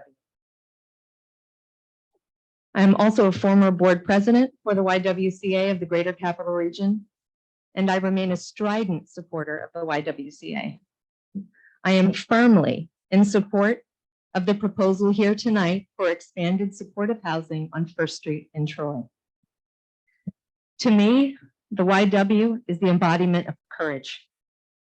Every single woman who moves through the YWCA and its many supportive programs becomes a changed woman, myself included, but only because she took that courageous first step herself.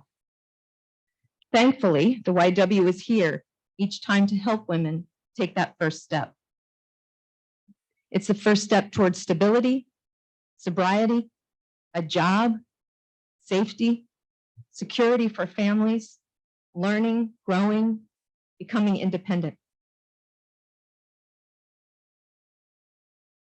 The women who are part of the YWCA and its programs are women and families to admire, to raise up, to cheer on, to invest in.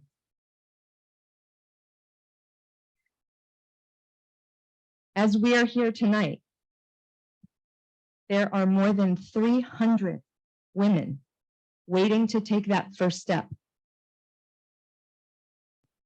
They have signed up at the YWCA for supportive housing, but they're on a waiting list with hundreds of other women waiting to take that first step. If the YWCA can't help them take that first step, who will? The YWCA's 53-unit project, already downsized at the urging of the community, must not be changed or delayed for one more minute. It meets the community standards, the zoning and planning and uses for the neighborhood. What the city needs right now, and her women and families so desperately need, is not another waiting game. We need more of the supportive housing and services that the YWCA provides. I wholeheartedly support the mission of this proposal and the community building power that will come along with it. The courage to act lives within all of us. We just have to choose to take the first step. Thank you. Thank you very much.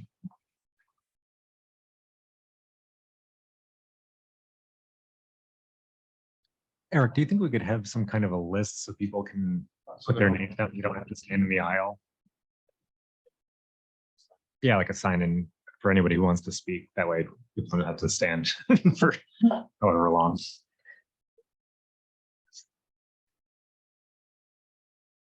Sheet. Yeah, just take a sheet and get people to write their names. I got you.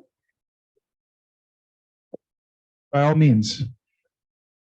Hi, my name is Sean Atkinson Jr. I am 11 years old and went to live at the YWCA when I was 3 years old. I was able to go to work with my grandma.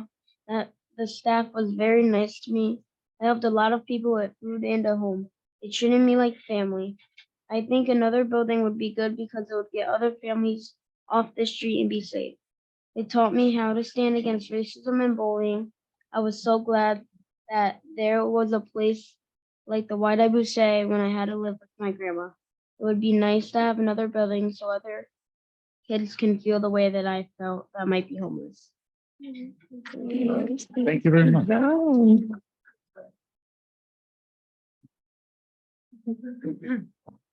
Good evening. My name is Stacy Bars, and I'm an employee of MVP Healthcare. YWCA is a pillar of this community, not only for Troy, but in the entire capital region. The staff works tirelessly to connect with the community and other organizations, pooling resources and improving Troy. The positive domino effect ripples through all of our communities. YWCA gives women, especially those with children, the second chance they need to reach their potential. Those of us here today may come from backgrounds or financial situations in which that kind of help may never be needed. But what if one day your family and professional support systems were ripped away from you? How would you feel? Where would you turn? Women come to the YWCA to answer that same question. In times of crisis, they are given safe and affordable housing, support for basic needs, victim advocacy, help with addiction, job training, and case management. Supporting YWCA's mission means supporting what they do to expand that mission. Anything less would be a letdown to hundreds of women in Troy at their most desperate time of need. I am here tonight for our women and children to help YWCA lift them up all and succeed. I fully support the proposed development. Thank you. Good evening. Good evening. As a former resident of the YWCA, I've lived and seen what an asset it is to have a place like YWCA GCR.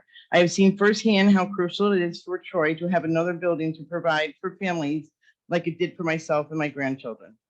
If it wasn't for YWCA, GCR being there, I would not be standing here talking to you. I would be talking to you from my grave. With the supportive housing that is available, I've seen women come into YWCA one way and leave so much better. They have jobs, their own apartment, and went to school and received a better education, thanks to all the support YWCA gives to the residents. As a former resident, it is heartbreaking when I would talk to people on the street and hear them say they have no one to help them, and there's such a long waiting list to get into YWCA, and even the shelters are full. To have another building to home these families, they would feel secure and safe and get the help that is needed. I was hired at the YWCA, and I've now been employed for 10 years. My grandchildren were able to come and live with me when it was needed with open arms. They never felt safer and more loved, knowing that we all had a safe place to put our heads and help if needed. With the help of YWCA, we were able to teach my grandchildren what racism and bullying was. They didn't even know what the words meant. Now as an employee, it's even more heart-wrenching when I answer the phone and I have a woman on the other end begging for a room for herself and her children, and I have to tell her that we don't have any availability and that we would have to put her on a waiting list. You could hear her choke up and start crying because she doesn't want to lose her children to the system because of no housing. I truly believe putting up another building is going to get these families off the street, and to know that we can help a mother with kids, a grandmother with their grandchildren, etc., to feel safe and get the support that they may need to be able to provide for their family is very much needed and crucial in Troy. I'm also aware that some of the debate is parking. All I have to say to that is, if it meant for me to give up my parking spot and walk 2 blocks to work for a family to have a place called home, I wouldn't hesitate for a second. What's more crucial to Troy, a parking spot or more affordable housing and shorten these waiting lists? Thank you.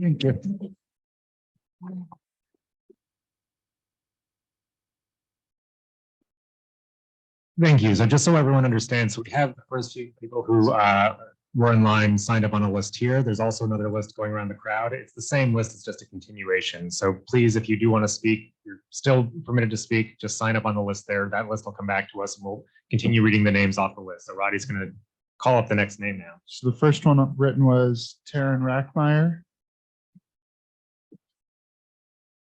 And I apologize on name pronunciations. No, that was perfect. All right, Hi, great. I'm Taryn Rackmeyer. I'm a member of the Board of Directors for the YWCA at 21 First Street. And I, of course, strongly support this proposal. When we talk about all of the women and children that the YWCA serves, we're also talking about this additional larger population of women that are uncounted, that live with security, knowing that services are available to them. I'm one of those women. I'm not a direct beneficiary of services at the YWCA, but I can work and live here in confidence, knowing that there is a safety net for holistic support and care when I do need it. The incredible staff at the YWCA show up to work every single day, not for the money, certainly not for the thanks, to do the incredibly difficult, emotional, and deeply personal work that is supporting Troy's victims of domestic violence, unhoused families, disabled, and vulnerable populations. This is work that we all support in our community, and we have long relied on YWCA to help lift our children and our sisters out of crisis. After nearly 150 years of serving and caring for our own, it is our time to give back and say thanks. And the very least we can do is support them in continuing to expand their mission and help even more members of our community. Prior accusations that YWCA is a poor community neighbor, or that it somehow is unclean or invites risk and danger, these all fly in the face of everything we know about this community. This offends the sensibilities of the welcoming city that this is, that cares for our own. And to believe that this proposed affordable housing is motivated by anything other than compassion for those in need is simply not true.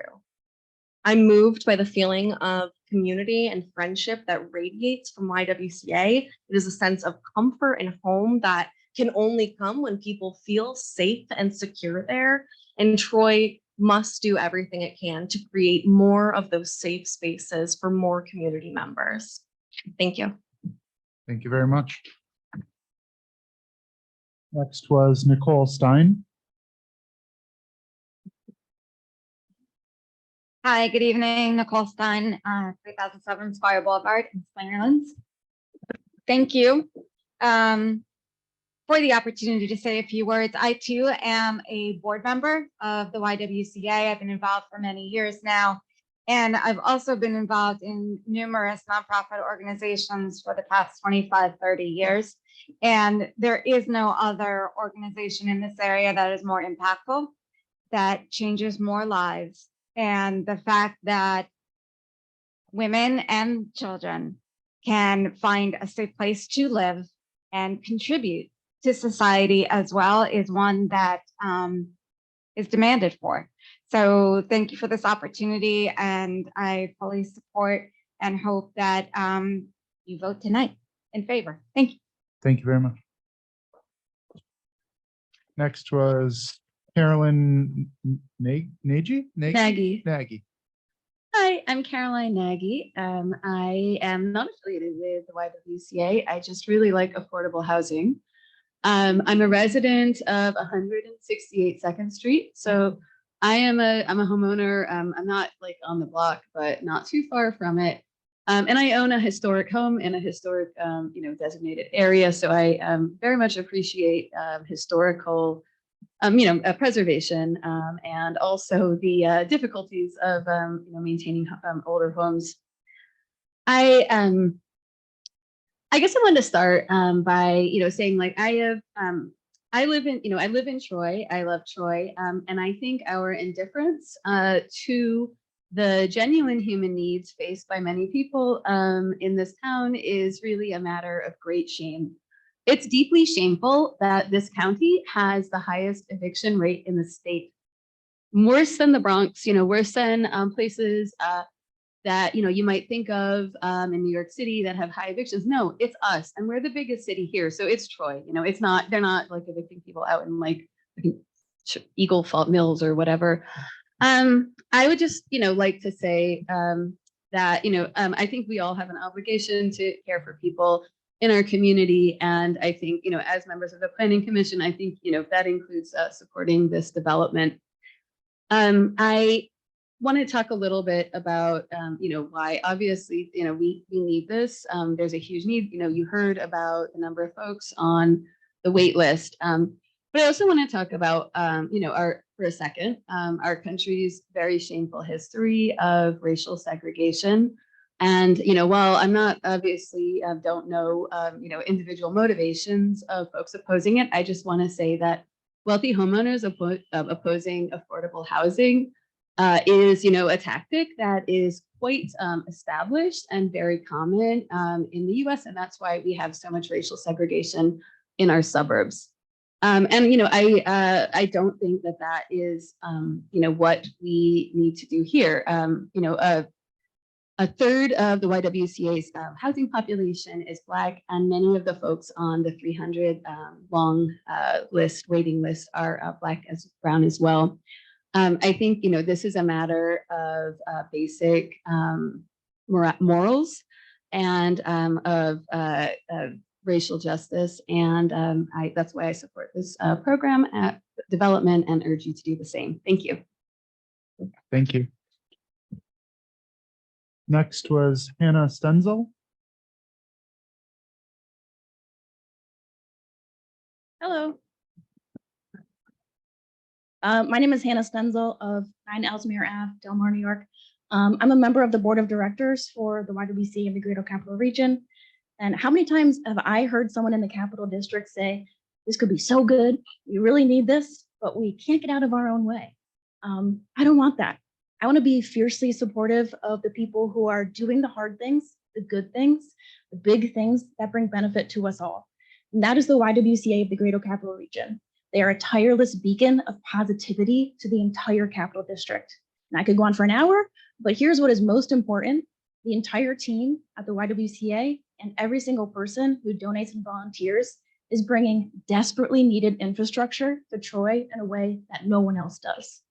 Housing and support for women and children, career training, food pantries, mental health support, offering a home within a central Troy neighborhood with access to schools and transportation, jobs for women, safety for their children.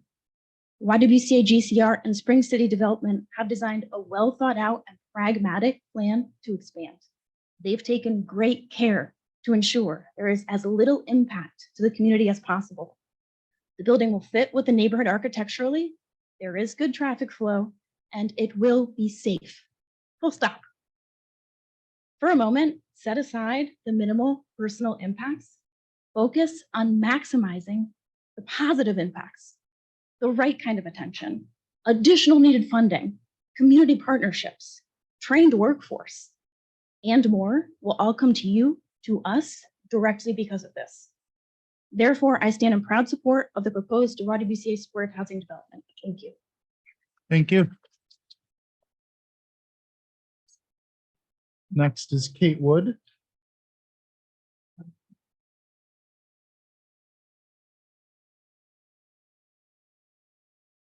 Hi, everyone. My name is Kate Wood. I first want to thank you all for the opportunity to express my support for this significant and necessary project.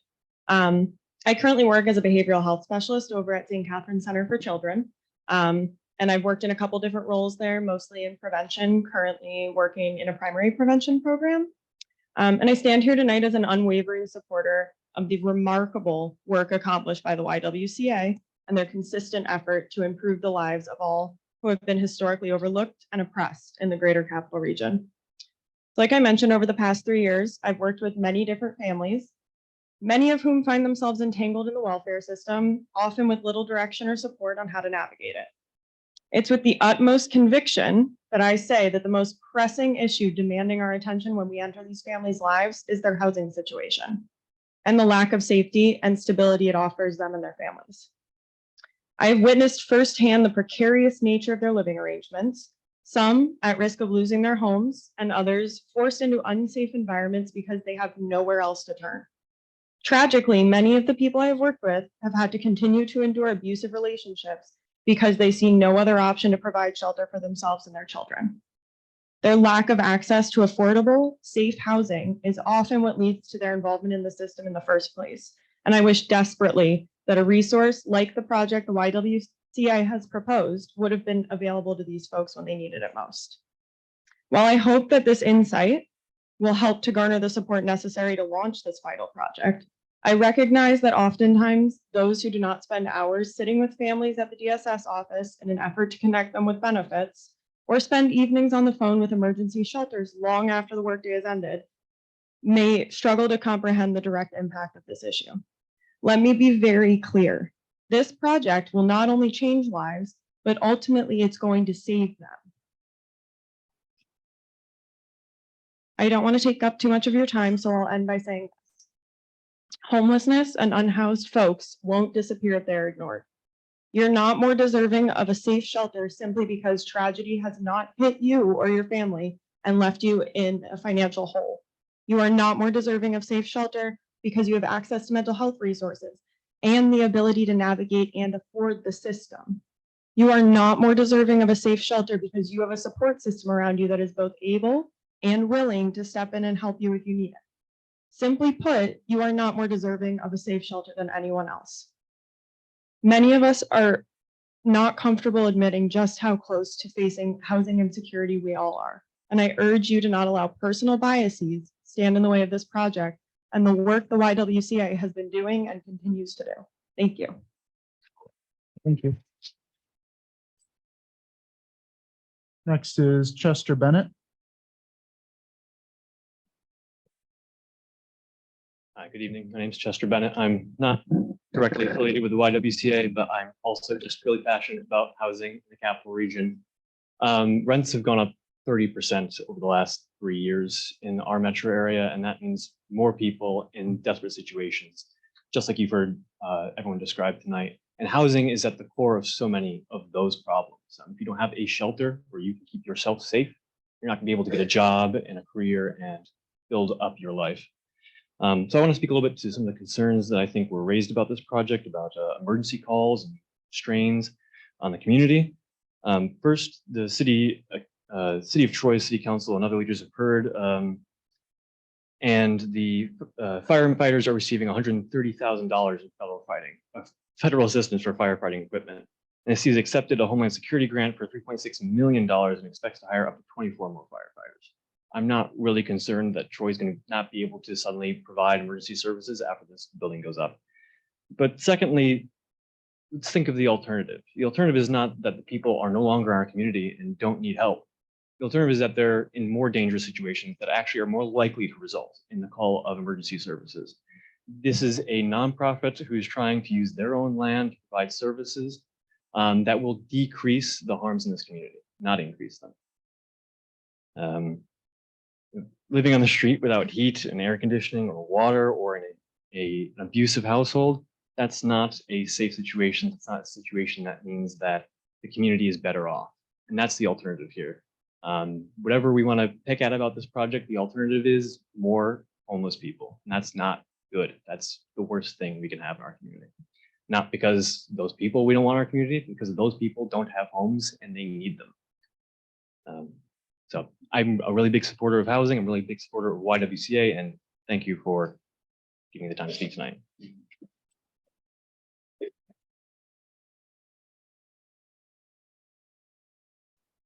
Sorry. Thank you. Next is Shelley Hegan. Hogan?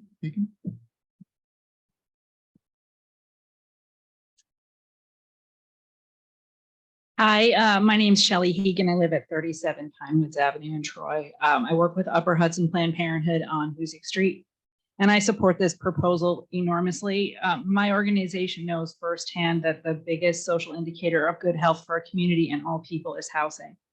It's especially true for women. Safe housing that's free of violence, and this goes for children also. Children living in unsafe housing are more likely to develop health issues. As they grow up, they're more likely to experience difficulty in school. They're more susceptible to substance use disorder and mental health struggles. We as a city will have to be there to support all of those things. Without the YWCA of the Capital Region, so many people would be unable to escape the living situations that are traumatic for themselves and their children. Y is not only saving lives, but it's saving futures. Troy does not have enough affordable housing, let alone the type of housing that supports fragile families. We need more supportive housing. We need it everywhere, including downtown and historic districts. No corner of our city should consider itself unburdened by this need. The role YWC plays in this community is irreplaceable. We need more of it. I believe by supporting the YWCA in this project, we can make Troy a safer place for everyone to live and grow in, exactly the way it should be, and exactly why I live here for over 25 years. I also just think it's interesting that we've looked at all of these projects and no one else was required to show us what the backs of their buildings looked like. And I just thought that was really interesting. And I didn't understand why this project is being looked at for the back of its building in ways that other ones weren't. But I just thought I'd add that. Thank you. Thank you.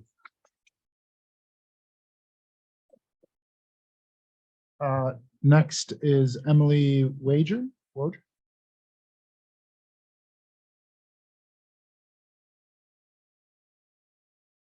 Good evening. My name is Emily Wager, and I live at 378 2nd Street in South Troy.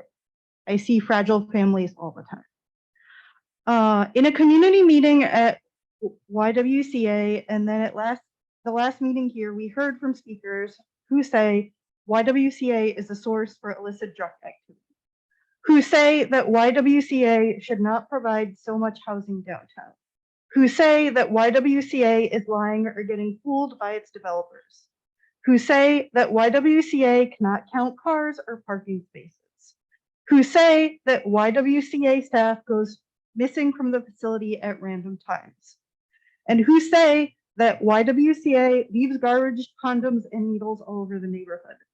This also speaks to issues that were brought up previously by council members. This is a citywide problem. I want to say tonight None of this is true. And there is garbage on the ground outside. Guess what? Every day.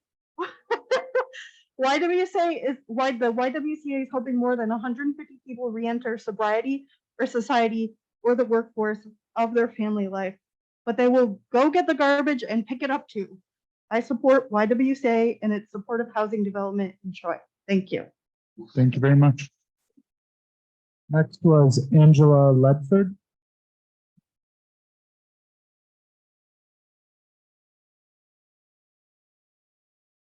Good evening. My name is Angela Ledford. I live at 3 Turner Place in Albany. I am a professor of political science at the College of St. Rose for 21 years. And for 9 years, I've also served as professor in residence at the New York State Assembly. And I'm not in the habit of reciting my credentials, but they're relevant in this case. With over 2 decades of American public policy experience and expertise, I can tell you that there are decades upon decades of social science studies that overwhelmingly demonstrate that safe and accessible housing, coupled with the kinds of direct services that the YWCA offers, is a roadmap for independent living. And while we've never legally recognized it in the United States, and regardless of that, housing is a human right. And we are obligated to do everything in our power, and we have the resources to do it, to serve the community. I want to underline again, I know we're not supposed to repeat what everybody else has said, and they've said everything so eloquently. There is a social justice basis for this, without a doubt. But the social science doesn't lie. This is absolutely necessary, and it works. So I ask you to consider that very, very carefully. Thank you. Thank you. Next was Cleanna Lightburn.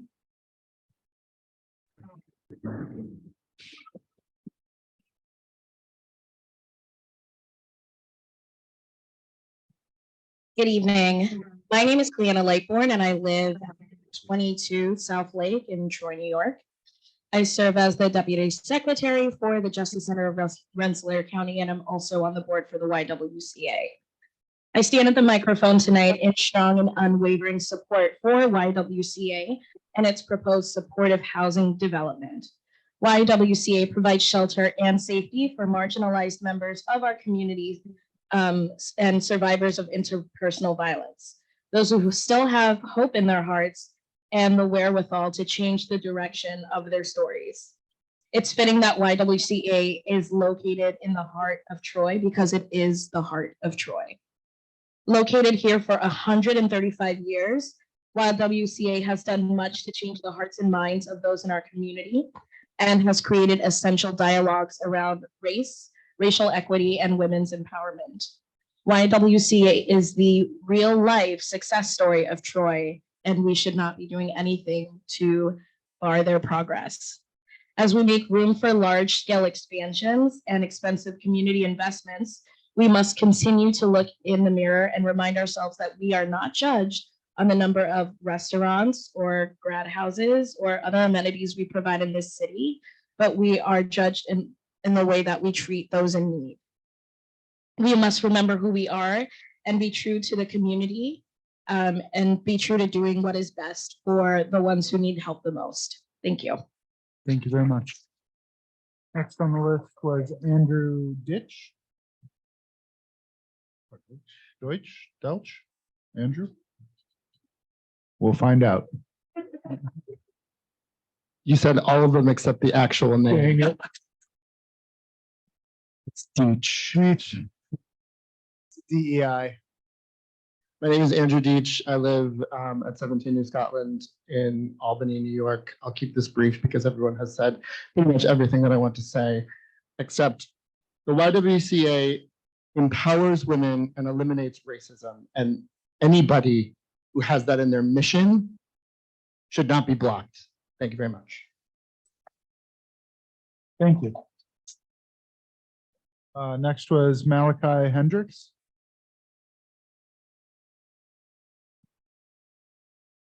Evening. Oh, gosh. Oh. My name is Malachi Hendricks. I live on Fifth Avenue in Troy. I actually recently moved to the area within the last year and a half or so, and I have been learning about projects like this and other projects in the area. And I too am just a strong proponent of public housing.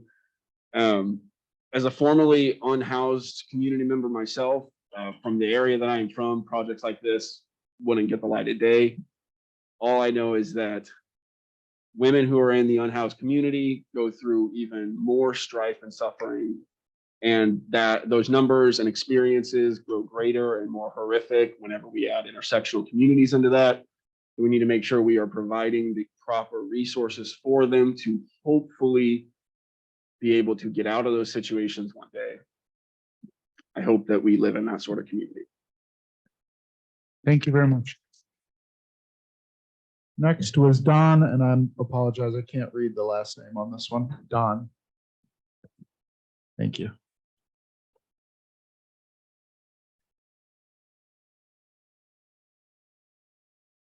You said you couldn't read the last name. I knew it was me.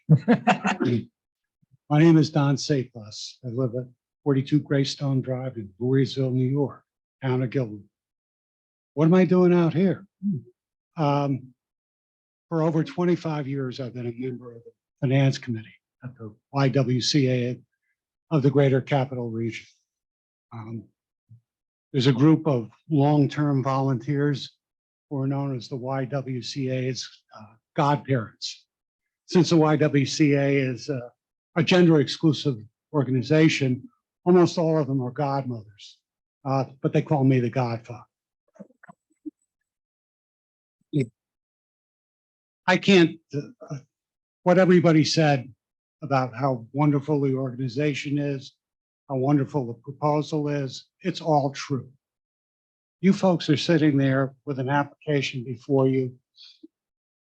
The YW has gone to great lengths to make sure the project works for you.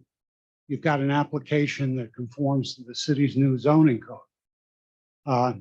I do a lot of planning and development work out in the suburbs. I know what a good seeker FEAF looks like.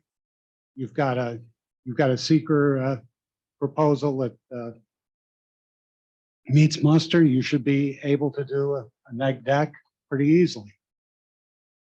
But more than that, you look at the YW, this isn't some radical new thing that's being proposed. The YW has been doing that on First Street in Troy for over 100 years. They've been providing safe, affordable housing and supportive services to a fragile community in need. So I just hope that you see your way forward to getting to the right place with this. And because I see this out in the burbs all the time,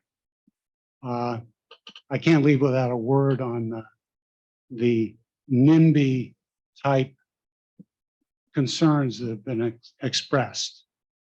And I've been involved in development proposals for decades now. And it's been my experience that NIMBY objections to a worthy project are founded in classism, in racism, or in some combination of both. And I hope Troy can do better than that. Thank you. Thank you.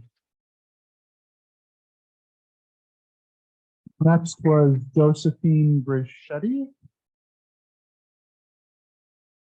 Or Brisetti, one of the two. Yeah, the latter. Hi, I'm Josie Versetti. I live at 21 Westover Road, and I'm currently a student at Troy High. I went to daycare at the Y. My mom was the president of the board. I interned there, and I try to go to as many events as I can. The YW shaped me into the compassionate person I am. not only the staff, but the residents too. But I'm here to read you a resident letter from Jessica Muller, who lives at the Y at 21 First Street in room 501. To whom it may concern, when I came to live at the YWCA, I was homeless, struggling, and scared because my best friend was dying. He died 5 days after I moved in. It was the friendliness of the women I met and the care and concern of advocates like Mrs. O that have allowed me to heal and grow. Living at the YWCA is the first time in my life that I have experienced what it means to take care of myself and to do things for myself. I have struggled with my mental health and with addictions and have isolated in my room feeling entirely alone.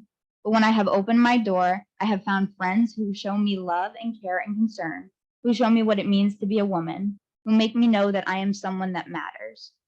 The YWCA may not be perfect, but here I have begun to flourish and grow, and my door remains forever open to whatever situations and opportunities come my way. I may have only begun to flourish, but I know at the YWCA I will thrive. I am beyond grateful to all the staff and women with whom I share my home, and I hope to continue living here for the foreseeable future. Thank you. Thank you very much. Next was Amy Halloran.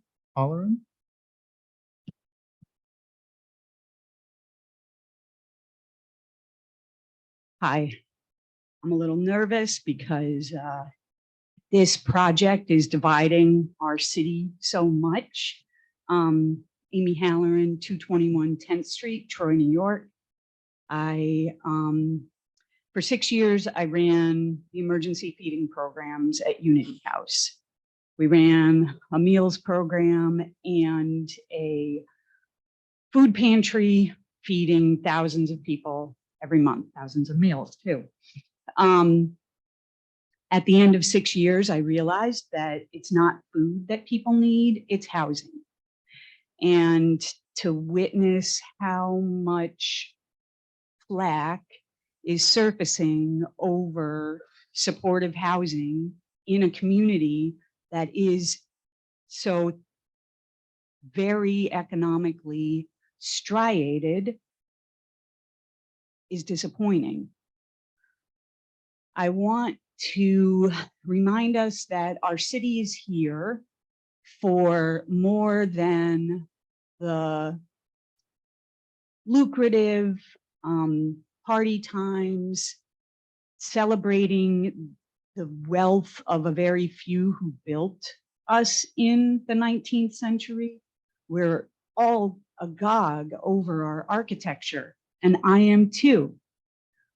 But this city, like all cities, is for people to have their stories. And the YWCA allows people who haven't been as fortunate as middle-class folks to live out their stories. So I really hope that this project goes through. I hope that people can remember their humanity, because it's our humanity and we need to share this city with each other. Thank you. Thank you. Next was Barbara and Ryan.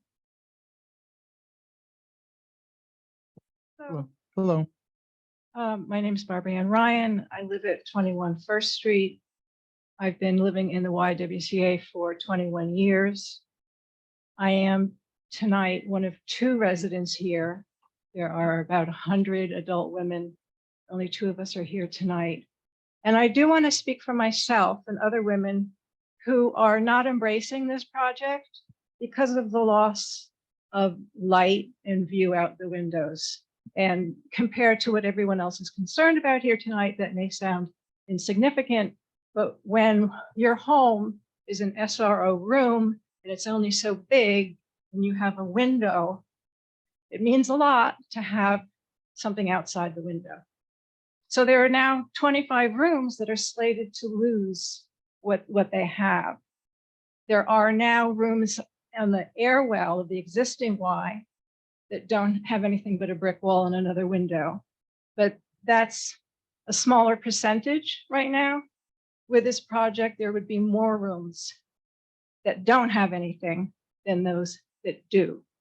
And I'm a fortunate person who has a window that looks east, so I'm not affected, but the kitchen on 2 floors and the living room on another floor are going to lose a lot of light. But that whole neighborhood is going to lose a huge amount of light.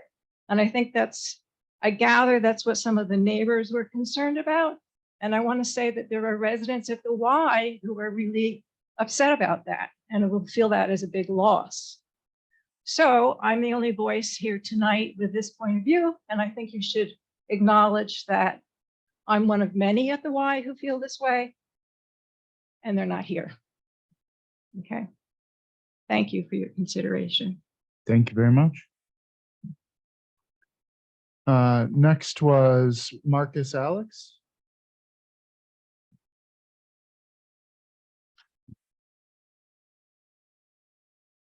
Marcus Nix, how you doing? Nick, sorry, I thought that was an A up front. Oh, I write quick and fast. My name is Marcus Nix. I live at 20 O'Neill Street, and my wife and I support this initiative of the YWCA.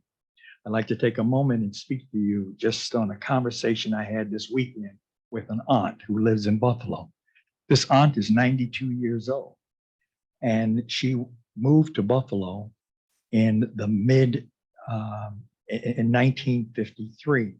It was her plan to come to Buffalo and to start a new life for herself, be with her sister, and to find a job and educational opportunities that were unavailable to her in Texas. She told me about the time that she transitioned to Buffalo, and where at that time she found herself getting off of the plan that she had made, and that she found herself between a rock and a hard place. She stated that after relocating to Buffalo, finding a job, that it was a situation of where my father lost his job, his car broke down, and it was a problem for her to get to work. And in discussing her situation about the job with her employer called the YWCA that was nearby and helped her acquire lodging, a room, so that she could continue in her job. My aunt felt that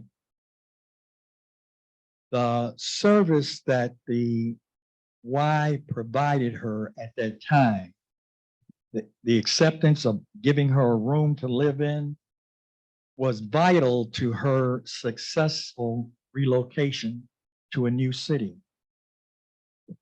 That the time that at that particular time in her life, she was full of uncertainty and having strong desires to be an independent young lady of 22 years old. The Y gave her an opportunity to find herself.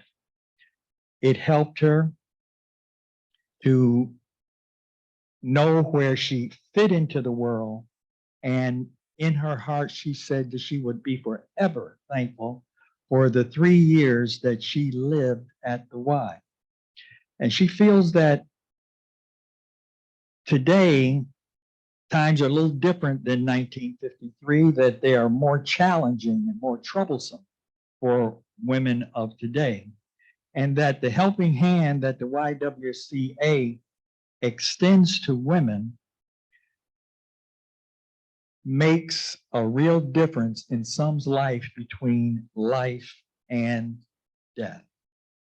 This initiative to construct more housing for the YWCA will surely increase women's options of how to best rebuild and move on with their lives. Thank you. Thank you very much. Next was Silva Menard or Menard.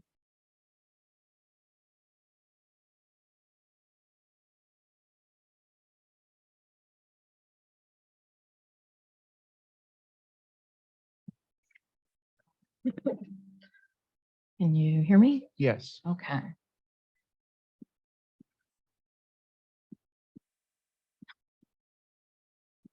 Sorry.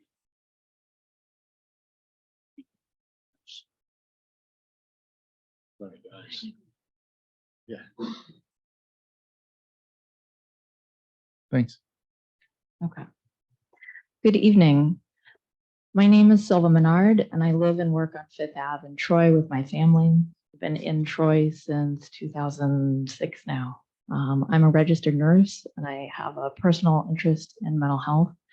I stand in strong support of the YWCA housing development.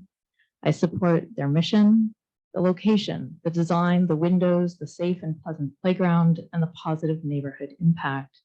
There are no buts. This housing is an essential need in our community, and the YWCA has worked tirelessly to develop a proposal that is in collaboration with and respect for the neighborhood, the city, the historic qualities of the city, while first and foremost meeting the community obligation of safe housing needs for the YWCA's women and children. We all benefit in our community when women and children have safe housing, career development, education. This development will not just help anonymous women and children, but individual community members and families who are devastatingly desperate to keep their families safe. You've heard from Troy residents who've been empowered through their experience with the YWCA. Community support can make all the difference. So many families we know are only one crisis away from homelessness. A single helping hand can make all the difference in restoring our buildings' stability and safety. As others have spoken eloquently, this development will reduce demands on emergency services in our city, not increase them. Safe housing will save money and resources at a community level and help multi-generational families.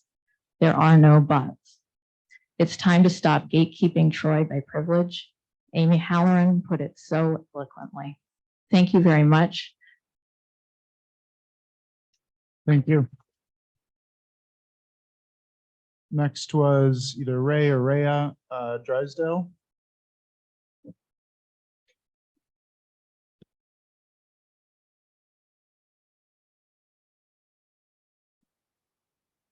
All good.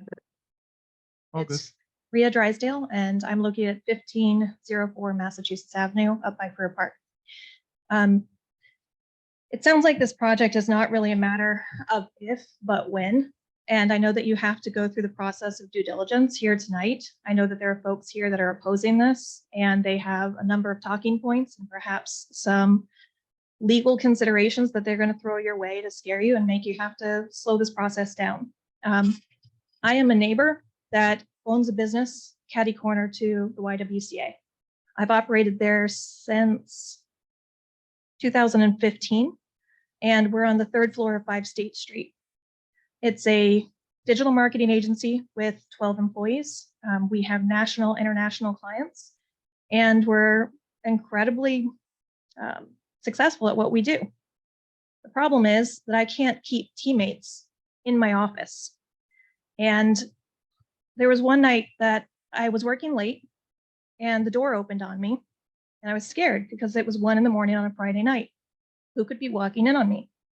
It was one of my employees who was coming in to sleep on the couch because he had nowhere else to sleep. He did not have a place to go to in Troy that he could find affordably, and he was ashamed and didn't want to tell anybody. He had been a student at RPI, and we were paying him well, but there was nothing available for a single person who is a person of color to quickly locate housing in Troy. We helped him find housing. Everything worked out. He's very successful today. But can you imagine needing to sleep in your place of employment? I have another employee who I lost a year ago, and I didn't really pay that much attention to what was happening at the YWCA. Because the truth is, we have our own situations going on. When I had another person of color as an immigrant from Asia who was working with us, incredibly successful, amazing at what he does, found housing in Troy, showed up the day of. None of the appliances worked. The front door wouldn't close. The landlord wasn't available. They couldn't move in. It wasn't safe. And the only option that they had, because they had already moved out of the other establishment and there was no way to get back into it, was to move to Florida.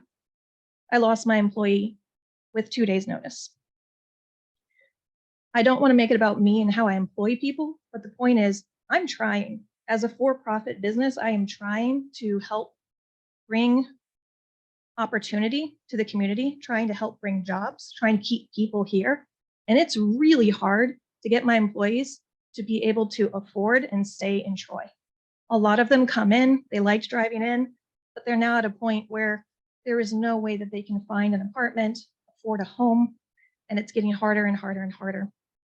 Regardless of that, we love what the YWCA does. We love the mission. We love the housing development proposal, and we're completely for it. We don't have any concerns that folks have expressed. And what I would say is that the people who have been the loudest opponents probably should look at their own establishments and the operation of them before pointing fingers elsewhere. Because in many instances, those are properties that are falling apart and not being managed well. Everyone has something happen in life that causes a moment where they might have a misstep or misfortune falls upon them, or they never had an opportunity given to them. What the YWCA is incredible for our community. We fully support it. I'm happy to keep operating my business if I can. I'm dealing with my own absentee landlord issue, so we can talk about that maybe another time. Troy is a problem. We need housing. It's not going to stop. And what you're facing really is a matter of resiliency, preparedness, preparation. It's going to get worse and worse for decades to come. And it's just about being responsible and making smart decisions. So I didn't really prepare for this. I'm hoping that you're preparing for what you're doing much better than I did tonight. Thank you for listening. Good luck with this decision. And I hope that the scare tactics don't stop you from making a positive vote tonight. Thank you. Thank you. Next was Russ Brooks. Russ or Ross, I'm not sure.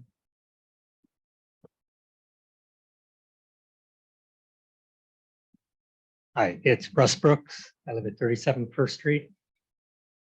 And I'd like to say that I support the mission of the Y. I support their interest in building additional affordable housing on the parking lot. I commend the changes that are made in response to the Historic District Commission's requests. I have a couple of concerns I'd just like to address that are basically site review issues specifically. Our new code requires that when there's two principal buildings on one parcel, that they be analyzed as if it was a separate building on its own part of that parcel. And all sections of the code apply to that. There's a reason for that, especially if one of the buildings is going to be owned from have a different owner than the other. And it was explained to us at the March 17th meeting by the attorney for Spring City that there will be an investment group that seeking the low-income housing targeted tax credits, and that the Y will own less than 1%. So that I ask that when you are reviewing the site plan, that you make sure that there is adequate provisions for everything that's required under the code for the existing Y building. Right now, it looks like the existing Y is going to end up on about less than 1/4 of an acre, and the proposed building is going to be on, I think, 0.37.38 acres. There's parking and trash issues, and that at some point, the investors in these low-income housing tax credits look to exit the program when they've gotten the maximum benefits they can. There are many covenants that can be added to these agreements. There's thousands of ways to structure them. But at some point, when the investors want out, if that new building gets sold, then what will the Y have? So that is why it's important to analyze everything as if it was a separate building on each portion of the parcel. And I just appreciate if you take that into consideration. I addressed all of my concerns that are related to that, all the different things that need to be reviewed in my letter that I sent to you. Thank you. Thank you. Next was Phil Farinacci.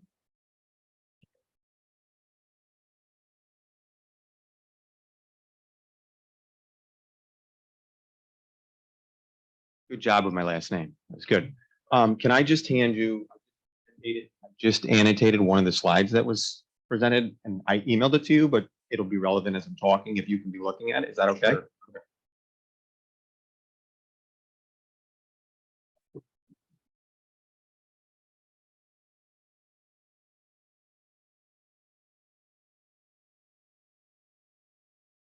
Thanks.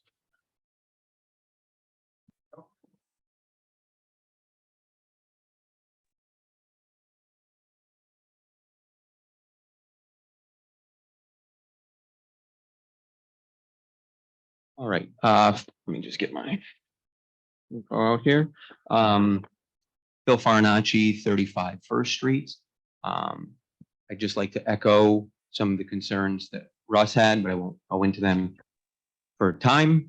I also would like to say that I also appreciate the project and the desire to try to put more housing for people downtown that's affordable. I will talk to you how my wife and I strive to do that in our buildings as well. And I just think maybe a little bit more thought about elements of the design. I'm going to highlight one that's been talked about. I do appreciate you, the development team, trying to consider my building and making it a focal point of this presentation tonight. So I want to just comment on that. So I emailed this all to the commission yesterday and would just like to highlight a couple of the items.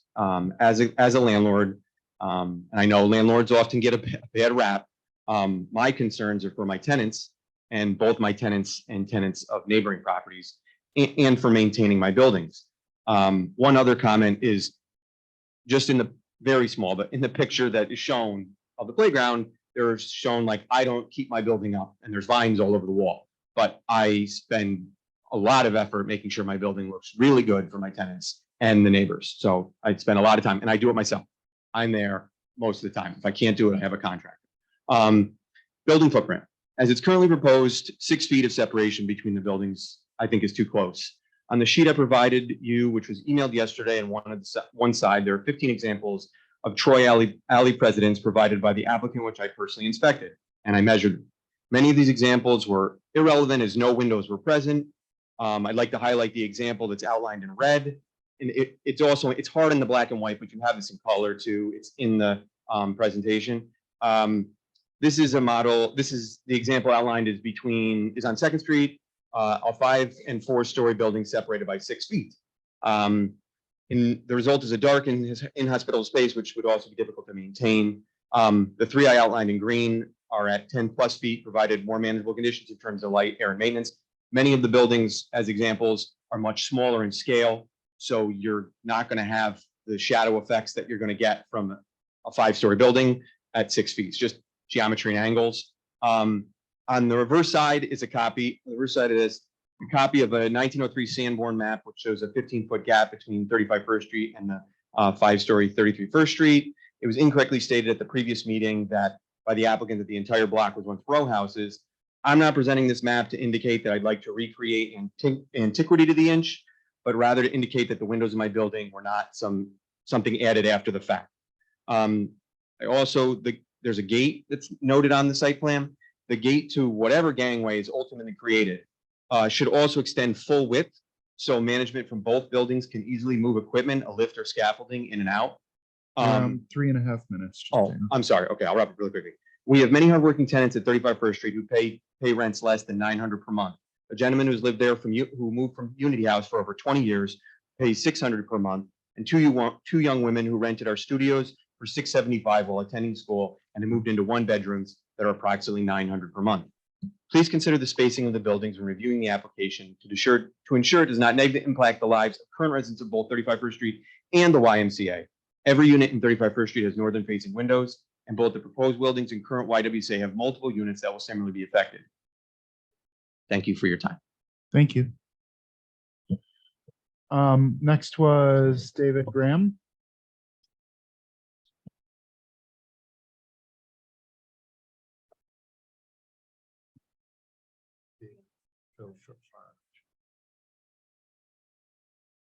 Hello, David Graham, 148 2nd Street. Being against this project is not being against the Y. This is not a Y project. This is not a nonprofit project. The Y will own 1%. The investors, and I say investors, will own 99%. How does this benefit the Y? The proposal says it will support the Y. What does support mean, really? It seems to me that the investors are leaning on the Y for sympathy. Will the Y clients live there? Not likely. I understand that the investors will be applying for tax relief. This is a market rate rental project. The application over all these months is unclear and a charade. It's a bait and switch. Thank you. Next was Jody Brooks, and that's the last one I have written. After that, I'll still keep the floor open though. Okay. Hi, I'm Jody Brooks. I live at 37 First Street, one house away from the side of the new building. I just want to say I fully support the WISE mission. I appreciated all the stories that people came here to tell tonight. And they were very meaningful to me. I didn't know that we came here to discuss the need for public housing, affordable public housing. I thought we came to discuss the project, and I was hoping that we would talk more about specifics of the project. I have some serious concerns about the scope and the density and the future ownership.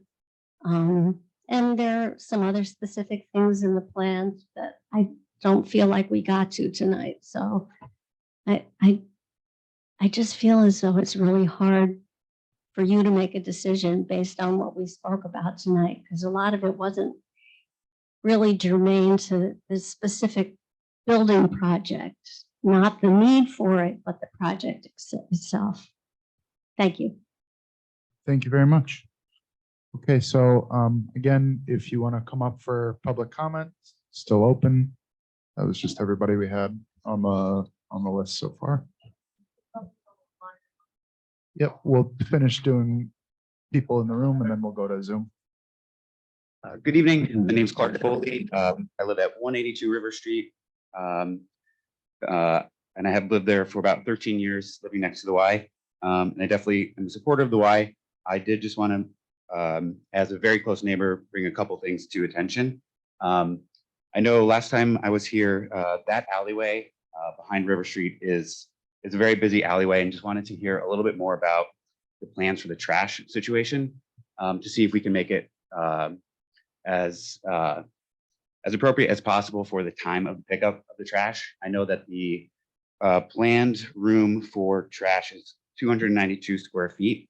And I know there's going to be a total of 140 units. So I know there's going to be a large amount of trash, and just want to see if the scheduled times for that cannot be super early in the morning. My house is directly looking out at the parking lot right now. So I know there was a mention, it's a very small concern, but the amount of natural light being lost to my building is something that I think about. And so what I will be looking at directly outside of my bedroom window is the back of the building. So when I mentioned that before in a previous meeting, it's only because we're in the planning phase of the project right now. I just want to see if there's anything that could be done aesthetically to make the back look as nice as the front does.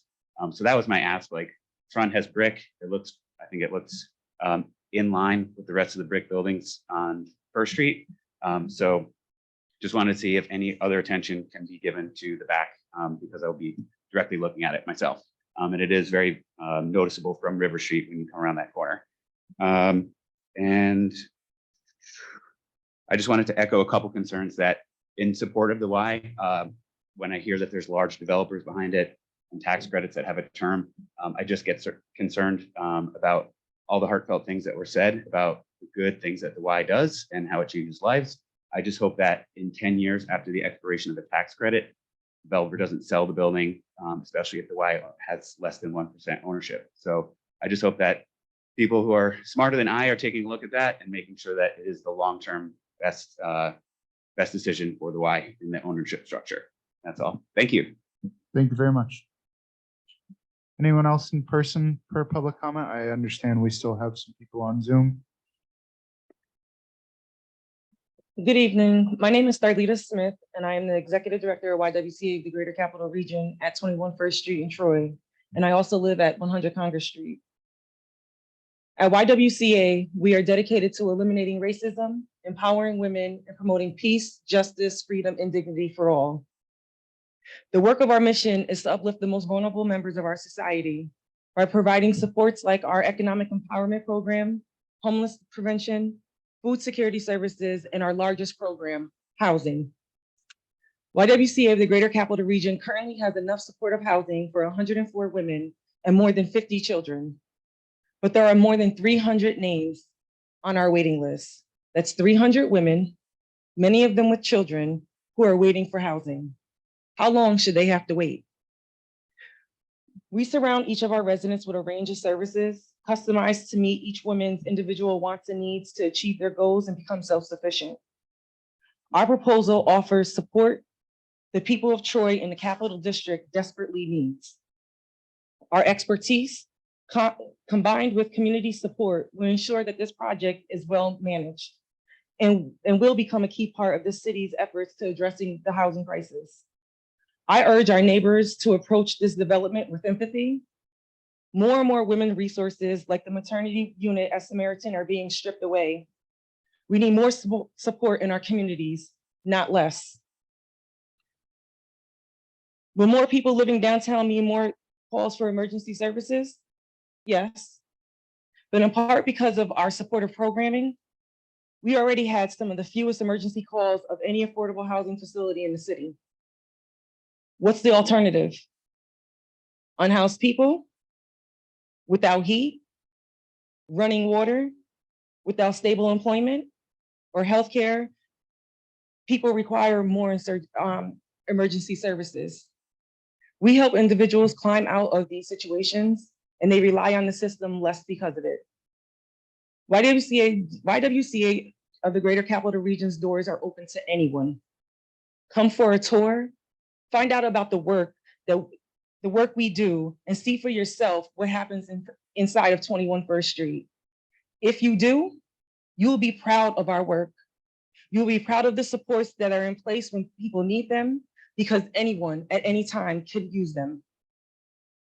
You'll be proud of our women who are working hard to be a part of Troy. Thank you. Thank you very much. Looks like we still have a couple people. Good evening.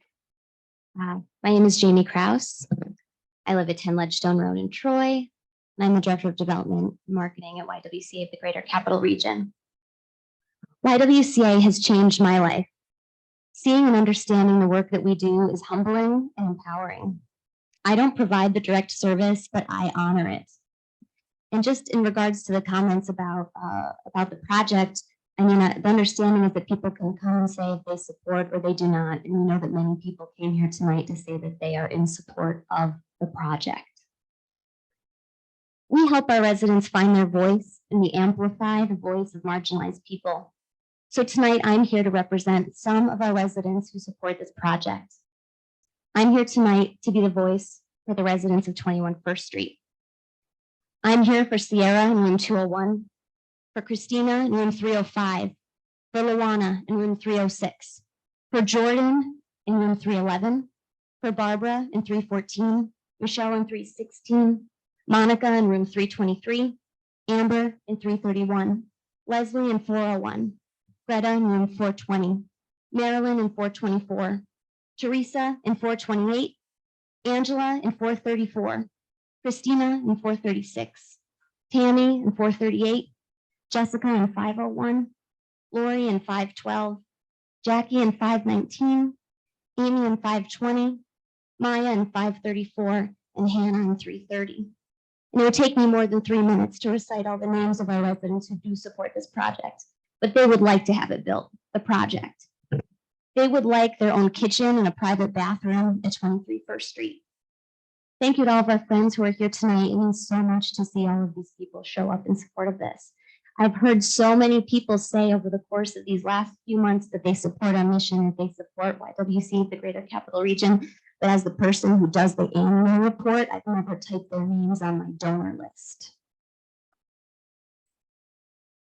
So I ask those people, if you're only supporting silently or hypothetically, I ask you to move to action and help us build the 52 units for the women and families of 21 First Street.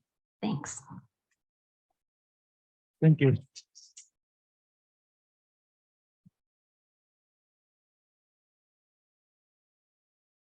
Hello.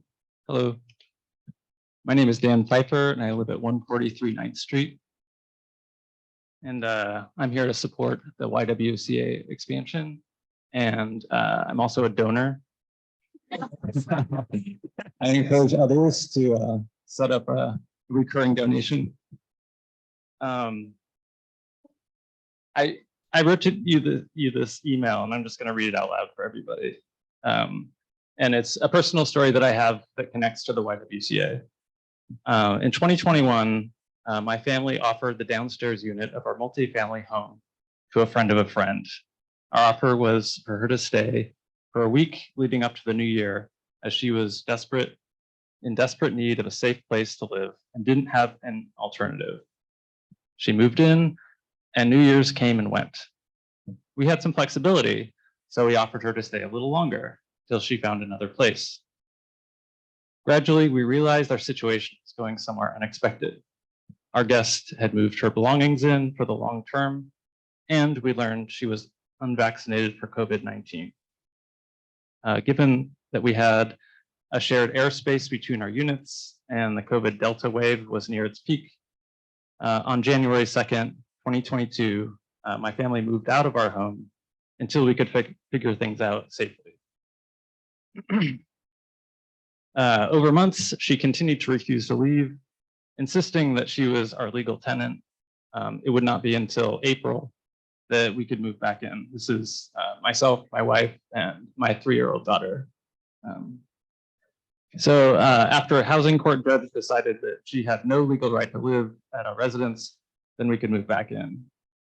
In those difficult months, we were supported by family and friends, and we were also supported by the YWCA, who responded quickly to our urgent need, offering up alternate housing to our unwelcome guests on short notice. So last year, I learned a lot about mutual aid and how it can go wrong, and also about the depth of need for supportive and affordable housing, and how the desperation that manifests from unstable housing can ultimately spread through the community. It's not just those directly impacted. So it can spread throughout a small community like ours. My family offered more mutual aid housing than we soon realized was possible. And my hope is that the YWCA can, by increasing its capacity, offer such professional services at a greater scale. I hope the city can support the YWCA in this mission, and I urge you to approve their planned expansion as submitted. Thank you for your consideration. Thank you.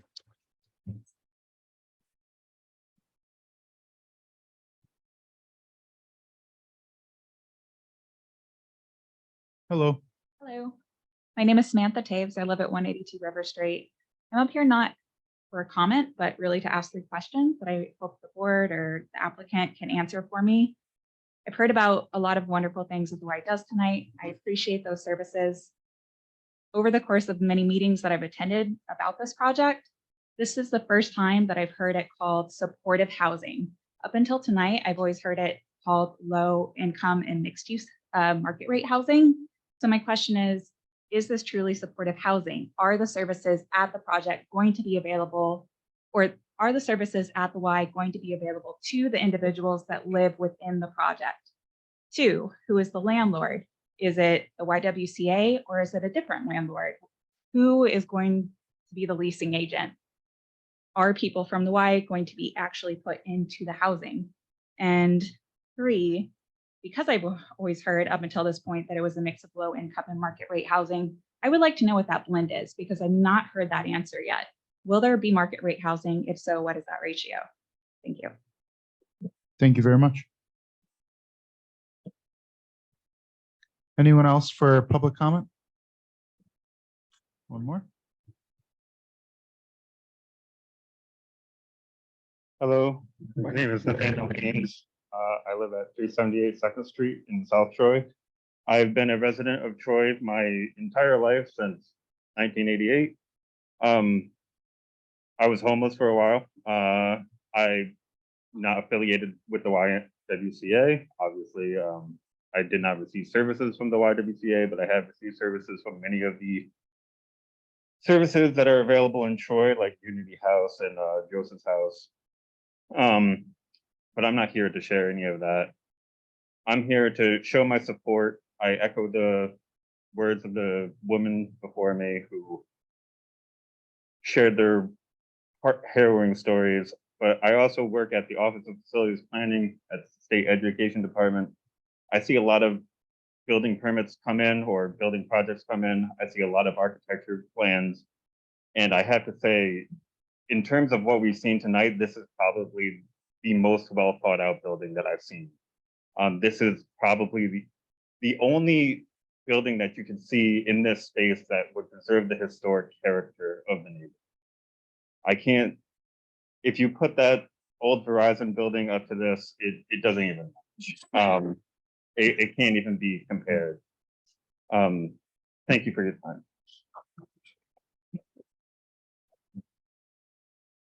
Thank you. No one else for public comment in the room. We'll go to Zoom.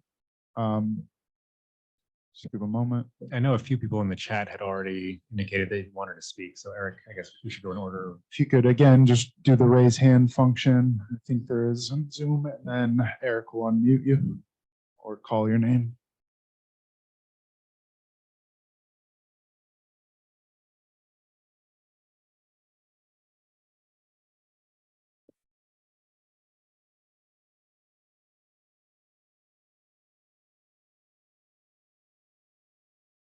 Dakota? It's Daquetta, thank you. My name is Daquetta Jones. I reside at 548 Campbell Avenue, Troy, New York, the 6th District.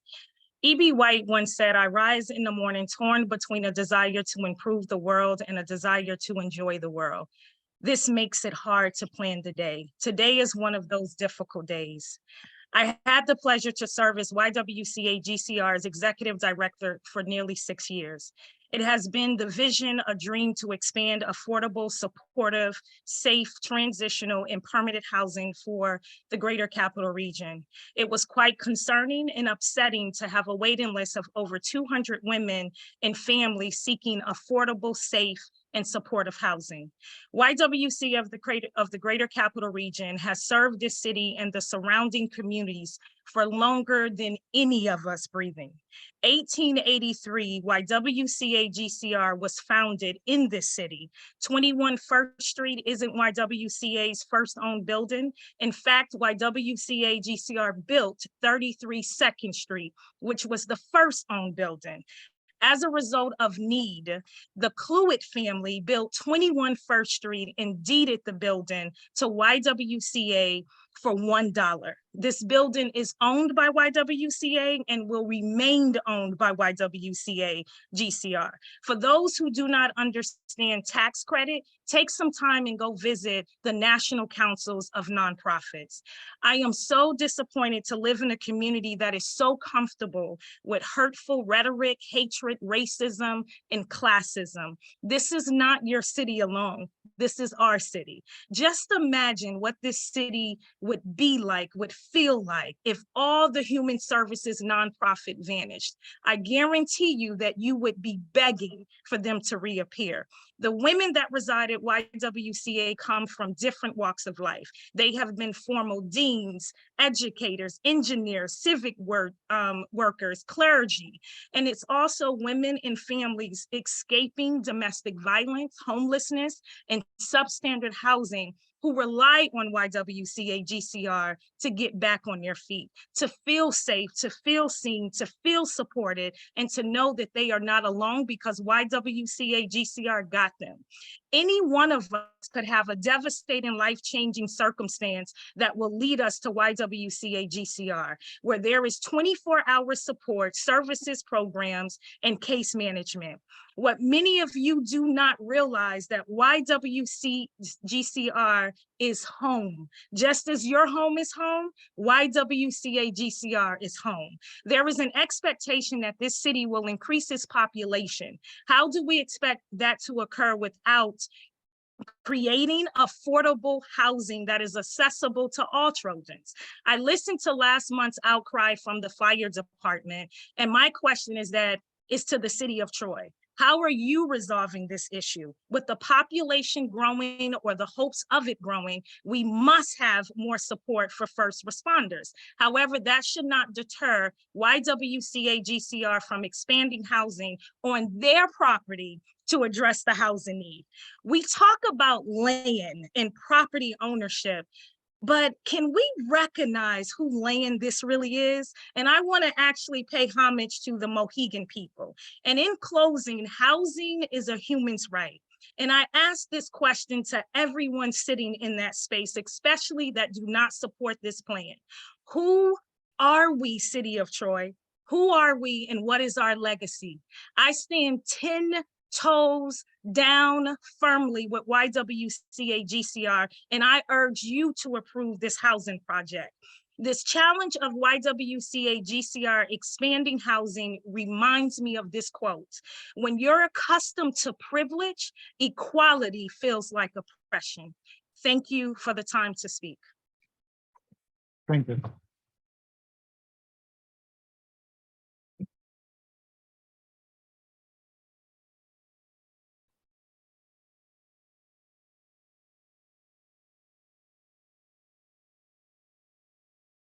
Yeah. Anyone else in Zoom? Just a reminder, please raise your hand if you're looking to speak and be part of public comment.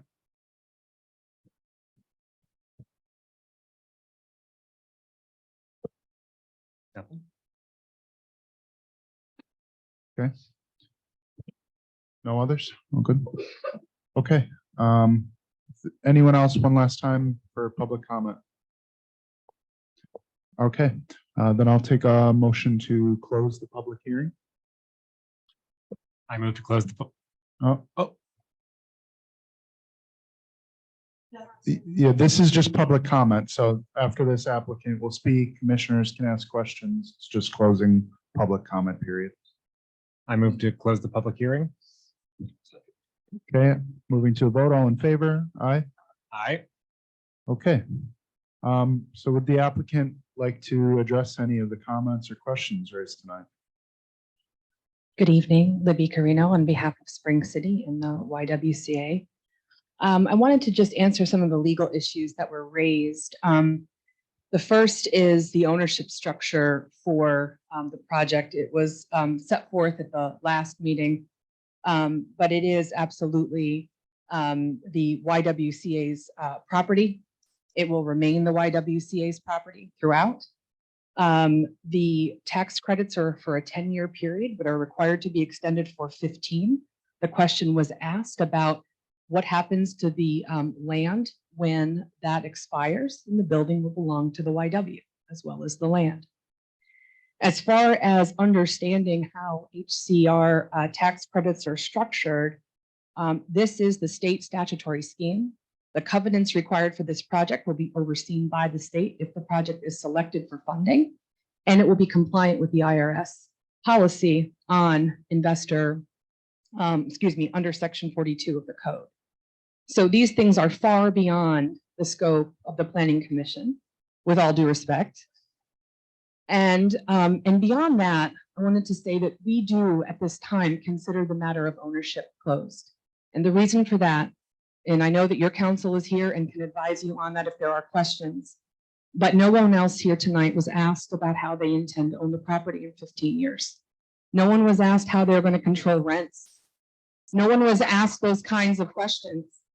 And the reason that they weren't asked those kinds of questions, I won't even begin to opine. Okay, so we have produced the legal information necessary to advance this application. And if there are any further questions on it, we consider looking behind the application to the quality content of the people operating it to be improper on its face under zoning.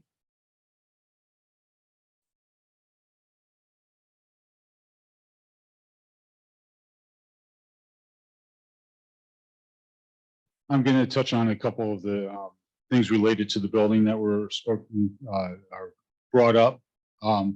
I think what I need to say that is very, very important, and a couple of people have alluded to it here. We've never worked harder on a project because of all the energy that's been put forth to try to stop the project. I do affordable and supportive housing. It's my expertise. I've done thousands over the decades. And quite frankly, it's frustrating to go through it. We see NIMBYism all the time.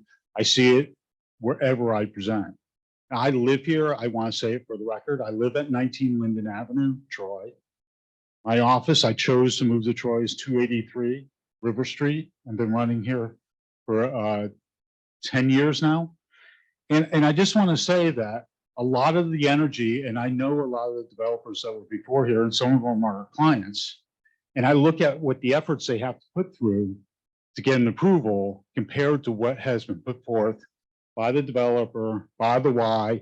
We're doing it on their behalf. And I can say this, I've been working with the Y for a couple of years, and I've never been more privileged to work on a project. It's not just the mission, which is absolutely great, and you've heard so many great stories, but it's the people behind it and what they're doing. And I think the one thing that we forget about is how long they've been here. They've been here longer than any of us in this room, and this will last longer than a lot of us. So I just wanted to say that. And the other thing I want to say really quickly and precisely is that we have gone through a lot of iterations. The city went through a lot of zoning changes, as we know, as we were developing the project.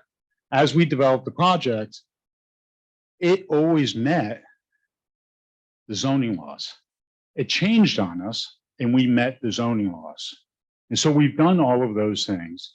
We have met all the zoning laws across the board. I know there have been a couple of questions, and we're open to talking to anybody about those, whether it's the garbage. And I know, having done Franklin Alley, how hard that is to do, but I personally have taken it on. Now we personally take it on, make sure it's done right. We can make that a condition. That's fine. The alleyways between the buildings, like we were talking about, we're allowed to go up to right up to the property line by zoning law. We're being very considerate. I do want to point out one thing that's sounds like a small thing, but it makes all the sense in the world. The gentleman at the neighbor next door, which is a beautiful building. It's a great building. We're trying to be respectful and work within our rights to do what we want to do, but we're trying to make sure it's staggered horizontally, vertically, but also it is over 6 feet. And it's going to be a nice walkway. We will work with them on getting things in and out. That will be fine. But the other thing is too, is his windows, I want to not forget this, is looking at an urban parking lot. We shouldn't be having city parking lots. So we got to remember that we're going to be looking at a beautiful building next to it, and we're trying to work with it as best we can. And his windows do face north. Our wall faces south, and as we know with any buildings, we reflect and we get nice indirect light in there. So that will happen. So I just wanted to point that out. But I do want to point out and just put the last thing is we've met all of the laws across the board. We will build it exactly to building codes. We know that for a fact. And everything I know, and I'm working with a bunch of people that are the highest integrity that I work with. So I just want to end on that. And again, we're open to talking to anybody. If they want to call us, I'm at 283 River Street. Just give me a call, walk in the door. Thank you. Thank you very much. Okay, so we're going to move into commissioner comments on everything we've heard tonight. I did want to get out front of a couple things and just address some of council's comments. So there was a discussion. I want to make clear what you had closed with. Were you implying that no questions would be able to be asked of the ownership without action being taken? What was your closing there? My closing is that we have established through a title memorandum as well as deed information and corporate records who the owner of this building and land is and will be. Anything that asks questions beyond that about the way in which that ownership will conduct its business into the future it's beyond zoning. It is beyond zoning and planning to get into the business operations of an entity 15 years into the future. And your counsel is here and can answer that, but to my mind, that is black letter New York state law. Understood. Thank you. I don't think anyone on the commission has been asking questions about ownership. And I did want to just say that the accusatory and threatening tone is unwelcome and I find inappropriate. That said, it's important for us, and I think you can understand for everybody listening to the proposal, that this is a complex project. The ownership structure was explained prior. People had questions about it. And them asking that is simply them looking to understand that what is being proposed here is actually as it's proposed.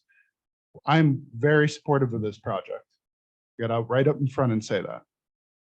It's about how it's presented, and then I think that matters. And that you also want to foster support from the people, especially the people that take issue with the project. I think they deserve to understand some of it. I agree with you. They don't get to see every part of it. I'm asking that the line be drawn. Understood. That's all I'm asking for, Commissioner, and it's no threat. I'm asking because my job is to protect the record on behalf of the client. My only job in the entire process is to assert the legal rights of my client. And that's what I'm intending to do. I wasn't making an implication that the commission itself had asked, other than to the questions that were asked at the last that were responded to. I believe the question was, did I want to respond to any of the comments that were made? That is what I was responding to. Okay. On a second piece, there was one more piece that I left out, which was how the property was going to be managed. And I believe that came in from the last meeting. And I wanted to reiterate that was included in the cover letter from Labella about the management structure. So if there are questions about that was submitted in the materials. It didn't come up tonight in the meeting, but if there are questions about that, everyone here is prepared to answer those. So I just wanted that we did not leave that out, but it wasn't addressed. Thank you. And just one last time to clarify, I think that the reason the question even tangentially or at any level is important to understand is so that people know that the services that everyone I think would agree are vitally needed are actually what's going to be provided. And I Correct. think that that's in the interest of the Y to really hammer that out and make that clear. That's all I was getting at. And then I'll move on. I digress. Thank you. Okay, so comments at this point on either site plan impacts, concerns with environmental. I'll turn it over to commissioners. Okay, Bill? I have a question. I know that you adjusted the size of the alley on the south side next to Mr. Farinacci's building. You sort of doubled the space. As I read his material, I think from the first plan to the second, it went from 3 to 6 feet. Isn't that right? Yes, so that was an accommodation thing to the concerns about light.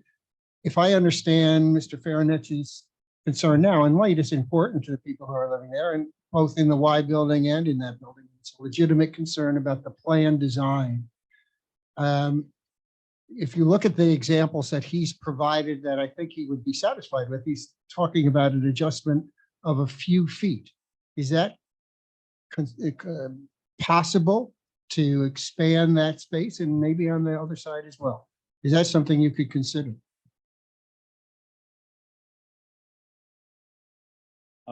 No, thank you for the comment. We're very sensitive to it. I think one of the things that you pointed out that I want to reiterate is that we have expanded it by 50 feet from, or 50%, I apologize, 50% from what we originally did. And I was the one that did take those photos. I just want to say for the record, because I know it was stated that there were some that had no windows in, and I'm not sure how that confusion came about because I did make sure there was a window, so I was taking photographs. So our position is that the standpoint is we're trying to make this building work for everybody, not just one person. It's got to work for the program. It's got to work for the zoning laws. It's got to work for the building codes. It's got to work for what HCR and the funding agencies do. So there's a lot of play. And we've actually done that. We've threaded that needle, and we're very proud of it. And we were able to accommodate things. I can say, speaking as an architect that does so many projects, is you certainly end up walking away from the table that you can't make everybody happy all the time.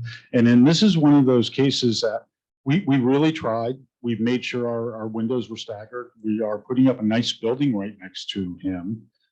It will be shedding light in, and I don't want to speak out of turn, but I know we'll be good neighbors and accommodate whatever may needed there. I do, since I have the floor for a second, I am going to say, I know he said something about he was concerned about the way it was depicted. We have nothing but respect for his property, so I just want to put that on the formal record. So.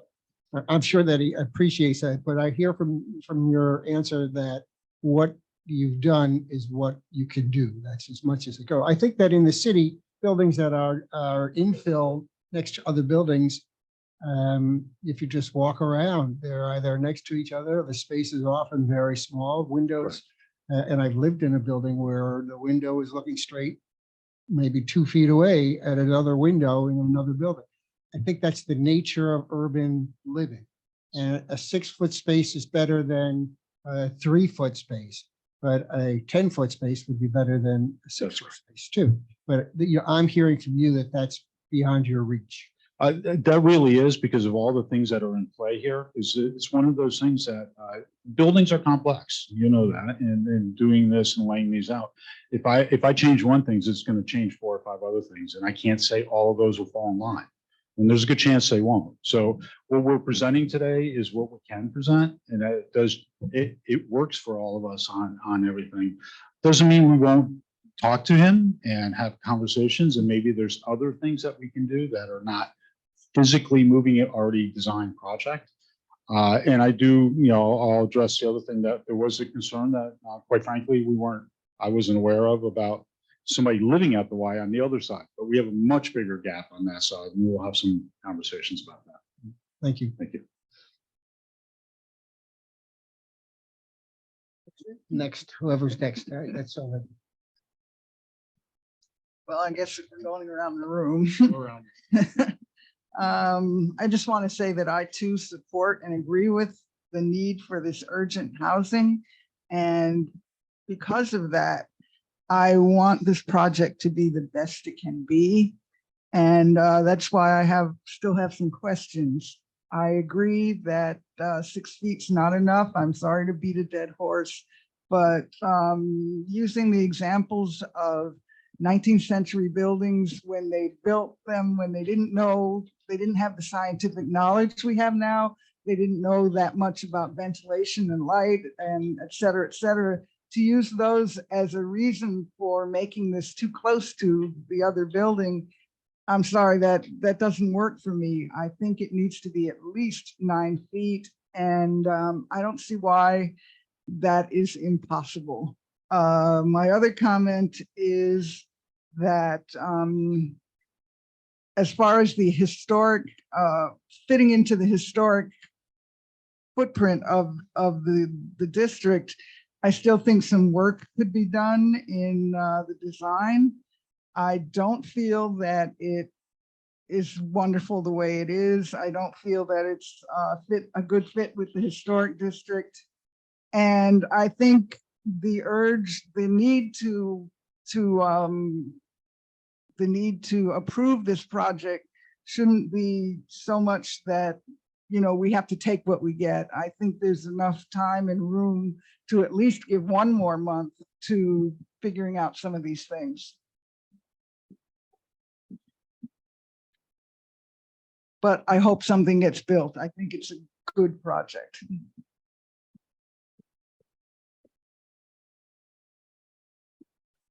Going around. I think at the moment, all I'd like to say is that I also support the project, particularly in creating affordable housing in downtown Troy. It's clear that it's desperately needed, both from the comments that are made tonight and both from just what I know based on my work and professional experience. I do think that infill development is going to inevitably lead to these trade-offs where you have people losing access to light. It's come up in other projects we considered. It's always a difficult consideration. I also know that the code as it is allows for a 0 setback from the lot line. So I know that under the current rules, they're within their rights to build up to the line, which they're not doing. So I do appreciate that the applicant has made efforts to try to accommodate. I do everything in their power to try to address particularly the resident of the Y who spoke tonight, shared her concerns for the people who will be losing light access in the building. I think that's something that is perhaps underappreciated before. Hopefully we can factor in some respect. All good. Thanks, Sarah.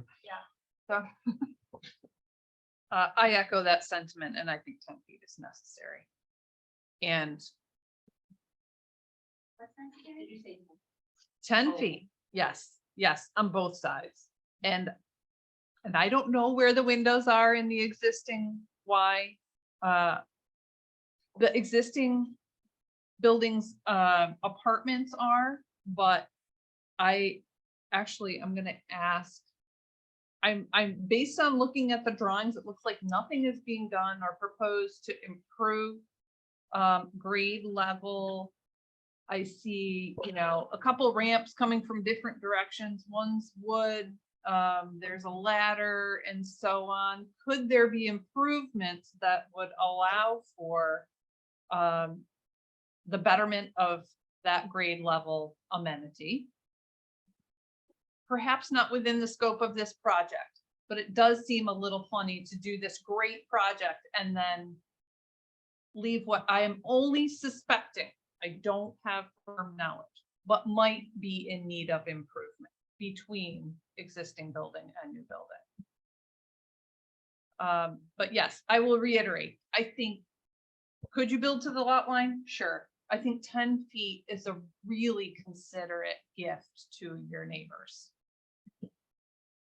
And if you could compromise 8 inches, is there something you wanted to share? It's considerate. We'd all be heartbroken if it happened to us. Just make the effort.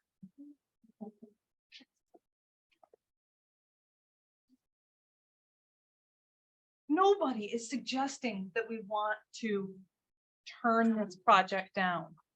But you said it should be the best it could be, right? For everyone. Let's just try. 1 month is not going to hurt. How come you're not homeless investor? This isn't going to slow down the project. Okay. Then Pardon, this is not public comment. I am addressing the applicant's architect because we speak the same language. No, we don't. She's an architect. To be clear. Okay, then let's not discuss it. No, I'm gonna discuss it. You brought it up. I don't agree, but I respectfully don't agree. And let me just point one thing out. There's 2 things here. The gap between the new building and the existing Y is already over 10 feet. In most cases, I don't think it ever goes below. It is over 10 feet. So let's just set that aside. Okay, well then fix the dimension on the plan. Okay. I'm not arguing. I'm not arguing with you. I'm just stating facts so everyone knows and gets it right. We're over 10 feet on that side. And I would suggest that it's very, in my opinion, it's dangerous for any planning commission to do conjecture. I wish you had gone over and looked at the property. You said you're not sure if but we have a big audience here. We got to be careful and talk facts. It works, it functions. It's not part of this proposal. So I know the Y does the best they can with it, but we don't have money to do anything on that side of the property line. So I just that's a fact. My question, we're good. Yeah. That's okay. Okay. And I am going to say, for the record, it's 6'3" on the other side. We have gone up 50%. I know you talk about gifting. You use the word gifting.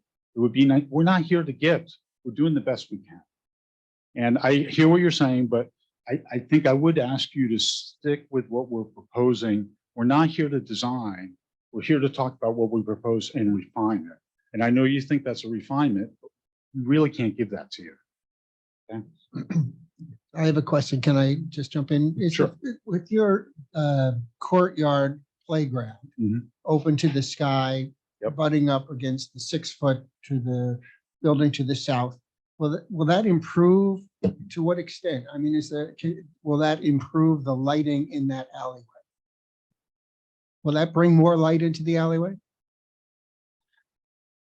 I haven't analyzed that, so that's why I'm hesitating. I want to make sure whatever I say is factual. I did look at the building next to us. So when we're at the street line, First Street and going back, and we have the two buildings 6'3" apart, we do know that light's going to be reflected in because our building is a little higher in spots and it is facing south, so it's naturally reflecting.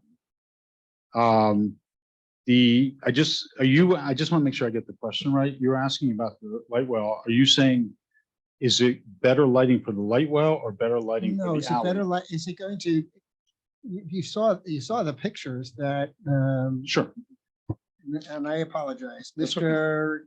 Farrenchi brought to us that show how dark things can be between two buildings that are brick walls looking at each other. This has a cutout. Your building has a significantly large cutout It for a does, playground yes. that goes to the sky. It does. Won't that impact whatever light reaches? Not direct sunlight, but diffused light that reaches that alleyway. Will that mitigate that to any extent? Yeah, that I understand what you're saying now. The answer is yeah. Where the light well is, it's much more open to the sky. So you're right. It's not two walls going up however many feet or however many stories. So the answer to your question, yeah, it's allowing light in by just natural light from the sky. Right, and your analysis of the airflow is helpful too, because it's also going to show that the air in the alley isn't going to be trapped between two buildings. It's going to be moving through your parking garage, your front courtyard, and that play area.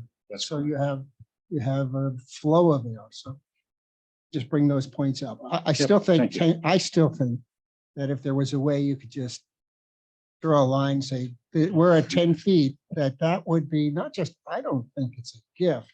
I think it is, and maybe it's a gift in the sense that it's something that zoning, the law doesn't necessarily require you to do, but its impact on the neighborhood, in the feeling of the neighborhood, and your interplay with neighborhoods, with their neighbors, all would be enhanced by this. I think that when you look at what's involved here, if you can do anything, you should try to do it. That's what I'm going for. Yeah, I hear what you're saying, and I respect what you're saying. I only use the word gift because I was reiterating the word. I'm not blaming you. I'm just looking at it and saying that it would be a two-way gift, because it would be in your interest to have as good a relationship as you can have with your neighbors. Oh, You yeah. see how this has raised some folks up, and for whatever reason, and that's not in anyone's interest. You want to have a project that can be as successful as it can possibly be, both in terms of how it looks and how it fits in the neighborhood and how everyone supports it. We all want that too. So that's all I'm asking. Yeah, and I just want to say this very clearly for the record. I hear what you're saying. And the reality is we are in an urban environment, and zoning law lets us go to 0, and we've already added 50% to what we originally proposed. So we have done all of those things. And at what point does it stop? And that's where I come from, presenting on behalf of the Y, knowing all the other factors that we have to do and meet the requirements of X square footage per the rooms that we're putting out there. And, we know that it's actually working really well, and we've given that 50% already. And I can sit here and have a conversation with you respectfully and say, I hear you, 3 of you saying it. I don't agree with you. That's part of my problem. So I hear what you're saying, but I don't agree with you. And I think it'd be nice as if we did not get caught up in this, because we know it actually meets the spirit of the law, and we tried to meet the spirit as best we could, with what you're saying. You want to be a good neighbor. I would like to know, when you say you disagree with our position that it should be 10 feet, or do you disagree that it can be 10 feet? Are you saying that you can't design a building that has a 10-foot space between the new building and the neighboring building?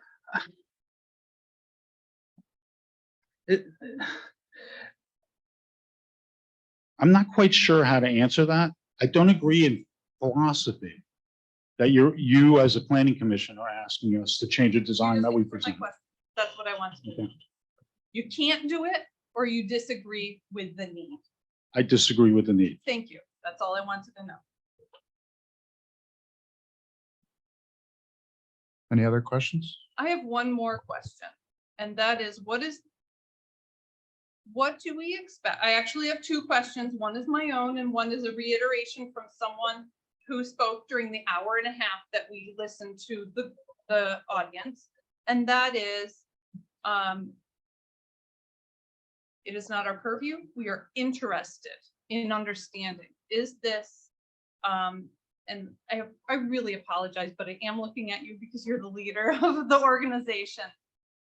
What is the nature of the,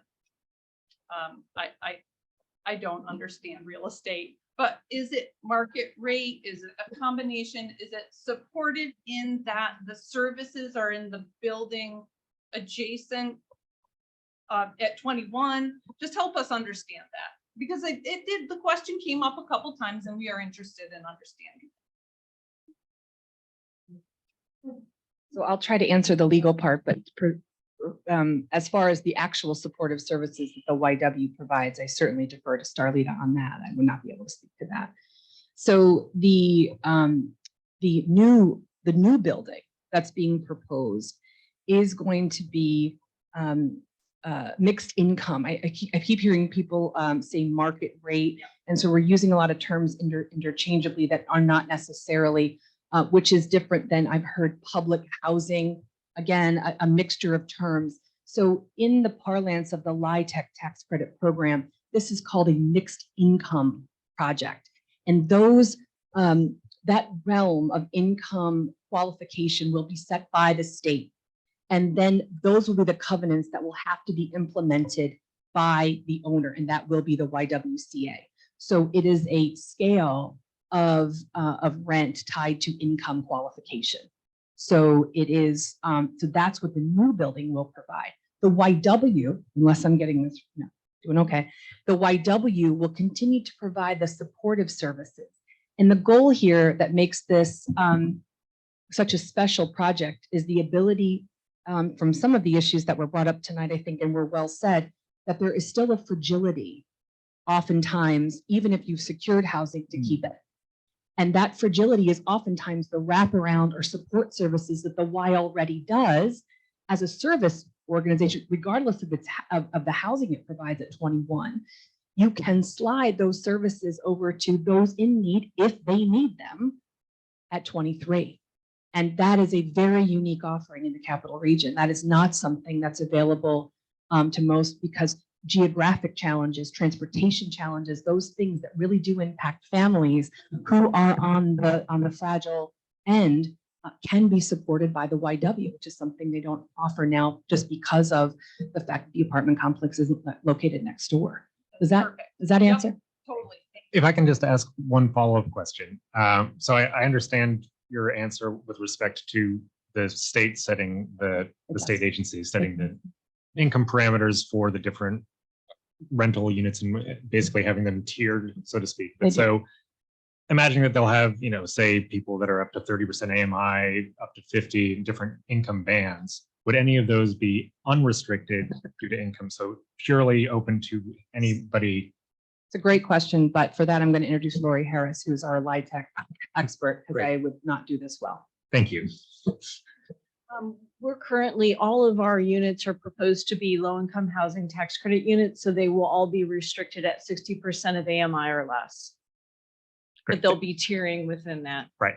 Perfect. Thank you. That's exactly what I was looking for. And then the YWCA services are made available to everybody that's. Anyone who's in there who faces any type of the challenges that we heard tonight for those type of support services. So I think people were trying to articulate the concern for making sure those services would stay there in perpetuity with Y being next door, even if I guess not understanding how the transition moves from whatever initial 10 years, 15 years to a permanent ownership or whatever that looks like. The investor. Don't care what the Yeah. ownership looks like as long as the intent is still being served.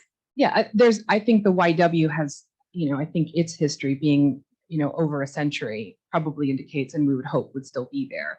I think the greater question is what happens to the building next door, right? I don't, the history says the YW will be there.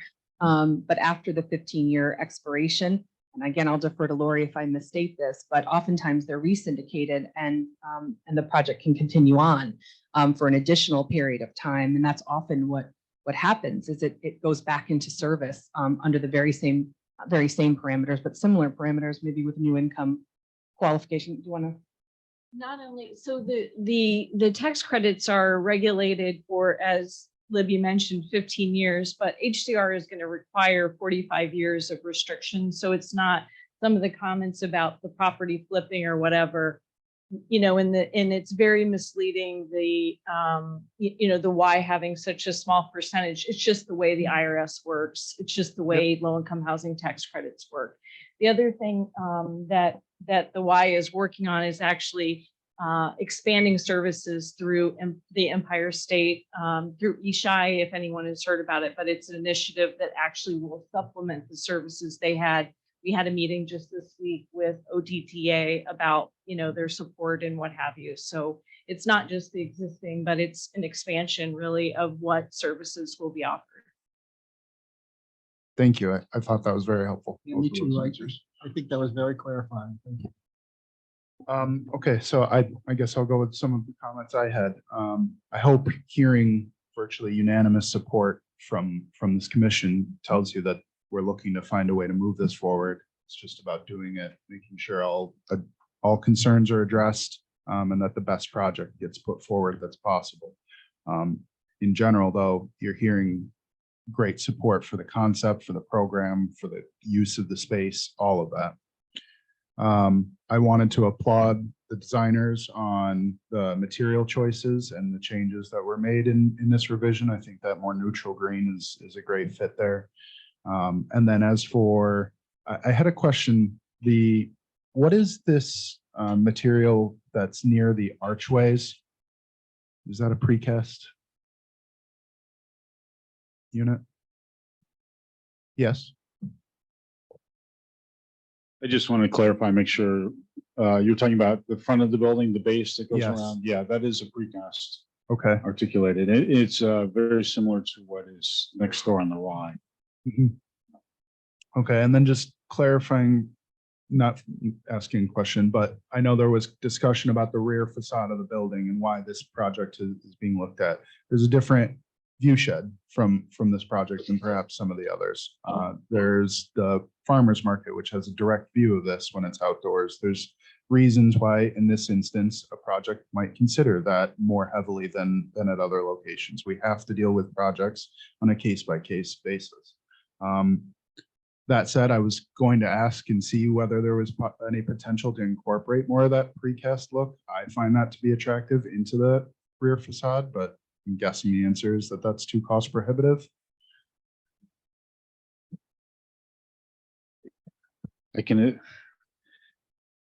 The base of the building, we don't have the black and white drawings that we showed to the Historic Resources Commission, which should be available to you, but you may not be looking at it right now.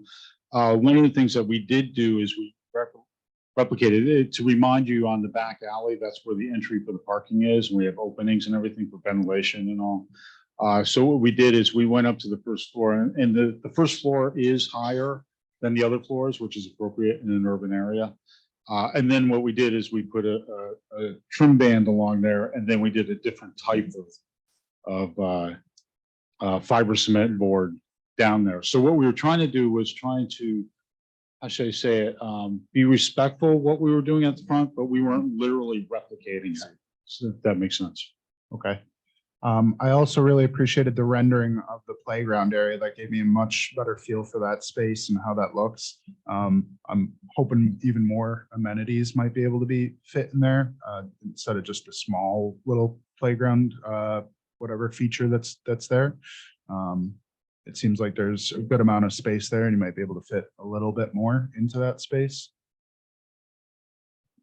I'll address that question since you brought it up. What we did is that's a placeholder, because the daycare provider is going to be working with the Y to get the correct equipment in there. So what we're showing you is kind of give you a sense of scale, but that is not the final. That's going to be worked out through the daycare provider.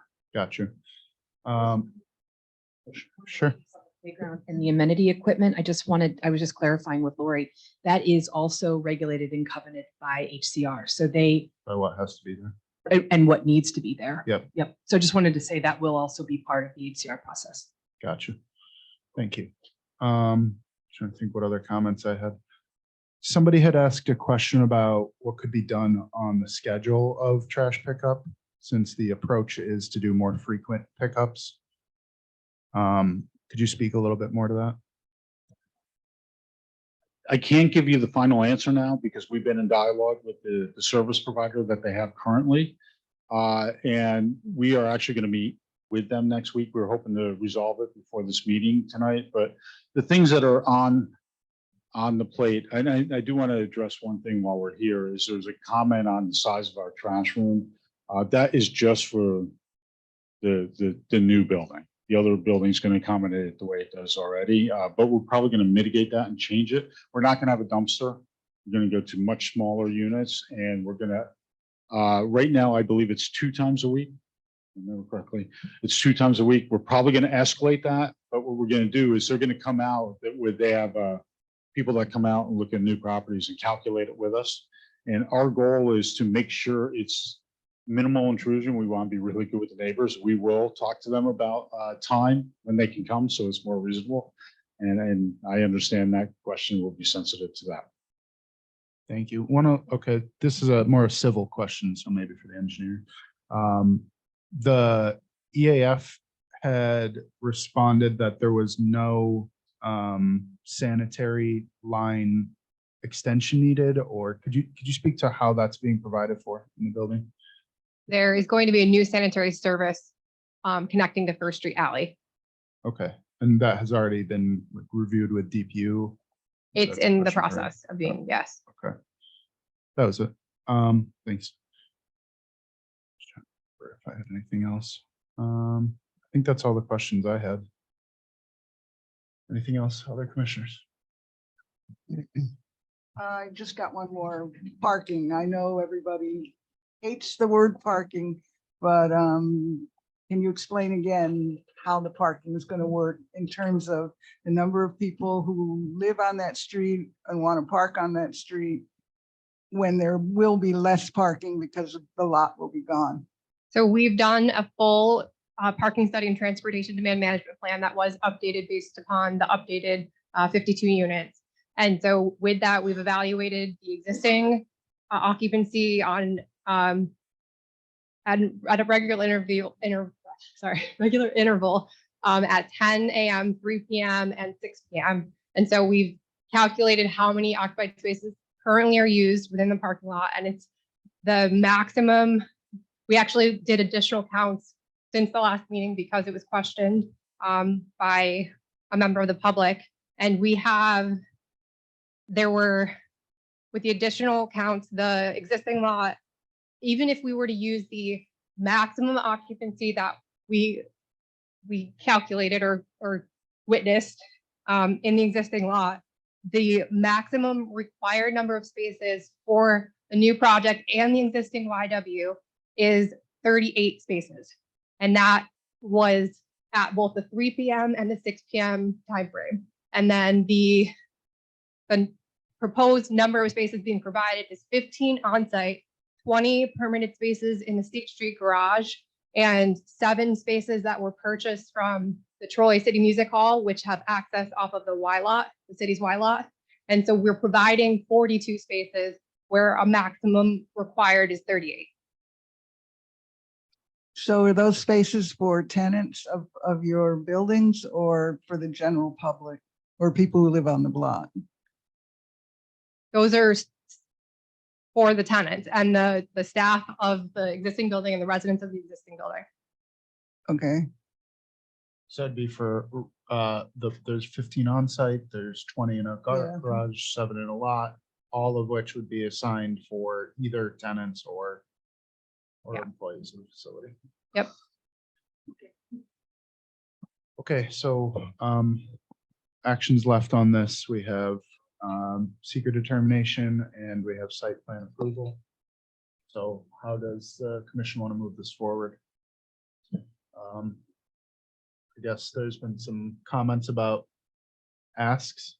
Are you guys looking for revisions to be made and then brought back? What would you like? So, under the new code, because the public hearing is closed, you have 62 days in which to render a decision.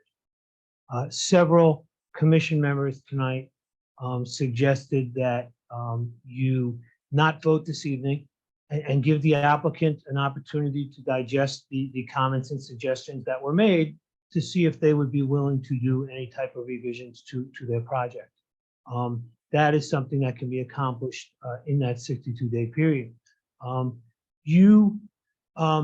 The applicant has the right to have their application acted upon by you in the form that they choose to present it to you. So you can suggest changes. They can review them, evaluate them, discuss them amongst their team, and choose whether or not to revise their plans to reflect the concerns that were raised. But ultimately, it is their decision on what they present to you for a vote. That said, not acting tonight gives them the chance to evaluate on whether or not they are gonna think about some revisions and submit some revisions based upon your suggestions. The answer may be no. They may come back next month and say, we've looked at it, we want a yes or no vote on what we've presented. But at least not acting this evening and putting it over the next meeting gives them an opportunity to evaluate the suggestions that were raised by commission members. Thanks, Andy. So we have a decision to be made. Table or take votes?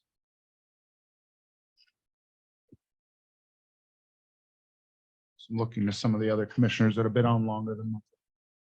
How have you guys handled it before? Usually it's common with developments of this size or projects of this scale that we would table it and give the applicant time. You know, I personally feel like I'm in a position where I would be comfortable supporting the project in its current form. I know that some of the commissioners are looking to see if any further accommodations can be made. So if they don't feel like they would be willing to support it in its current form tonight, that might weigh in favor of tabling it. But you know, again, I think that's up to everybody's individual views on the project. Well, for my end, I think I put the question to the applicant fairly clearly. Is this it? And I got an answer, yes, it is. And I don't know that tabling would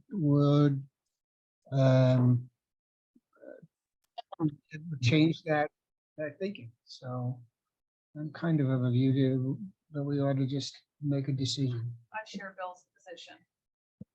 So We that, voiced our concerns. I think at this point, the modifications to the application that the applicant's willing to make have been made. And they are appreciated. But I get the impression that this is what we're gonna vote on. Right. I mean, the applicant, I would invite the applicant to talk us out of that and say, oh, yes, we'll consider 10 feet. But I don't think that's what I heard. I heard categorically, no, this is what we could do. and to be clear, that's not necessarily a deciding factor for each of us. Well, I know, I'm just, it's something in my mind. that I'm Absolutely. kind of I just wanted to ask. Expressing to complicate the record, that's all. I don't know. Yes, go ahead, shoot. So, You're up. okay, I just want to make sure it's clear. You want to state the question clearly and just make sure I'm answering the question? The combination of the My alley. question is, would you consider an alteration to the size of the alley and altering the plans between your property and the property to the south. If you were given another month to look at it, you can decide whether you'll come back with a revision to accommodate that, or say we're standing pat with what we've provided. We're standing pat with what we provided. I am going to say, and I said it in my presentation, we will talk to the owner next door, and if there are other things we can do, like I offered frosted glasses, stuff that we could possibly do, but that's the way I'm looking at it. You hear our team whispering a little bit. We're trying to figure out, one of the challenges that we have is the unit size is also governed by HCR. And so the size of the unit you're offering is necessarily an HCR condition. So if we were to consider it, it would be from that lens, as that it would lose units. And I don't know if that's the impact the commission is seeking or not. But if you can't provide the units of the size required by HCR, they necessarily go away. That's the piece. And I appreciate that. Legitimate concerns. My point was that the commission shouldn't be asking you to make these decisions on the fly, right? There are a lot of considerations. So for one of the options is to table it for 30 days, take a look and see if you can accommodate. I certainly, and Andy, I totally understand that. And I know that I've been involved in a lot of projects where suggestions from a planning commission are an easy yes. Some of them are less easy yeses. Some of them are hard no's. And I do think that if it was an easy yes, we would have said it already. But that doesn't mean that the team can't consider and come back with a thoughtful response. But I wanted to be transparent that if it does affect our unit counts, that would honestly be the reason that we would say, because that makes it a really, really challenging to say yes. If that's fair. That's understandable. And I think Bill's point was exactly not to waste your time unnecessarily if taking 30 days is just going to spin your wheels and have you come back and present us the exact same thing. We don't want to do that either. So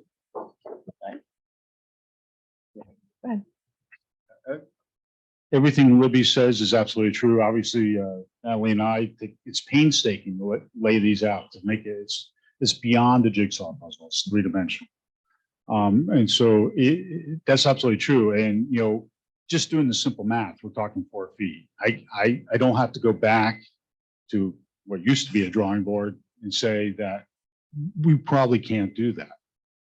I am going to reiterate, though, I don't feel it's necessary. And it's from an urban design standpoint. It's not that we're trying to be unaccommodating. I'm just saying, I think we have done a lot of accommodations, and I feel like it's not necessary. So this question is really meant to be, do you want another month, or would you rather it be voted on? Excuse me one second.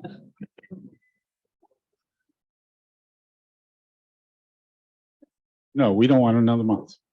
Not. So that's the answer. Okay. Thank you. Fair enough. Thank you for. Let me advise you. Gonna have this. One, the project as proposed complies with zoning. The side yards have a 0 setback. They're providing 6 feet more than is required by the zoning. I would also add that in New York State, an adjoining landowner has no right to light and air, regardless of how long they've enjoyed light and air from the adjoining parcel. That adjoining parcel owner has the absolute right to build to the zoning code.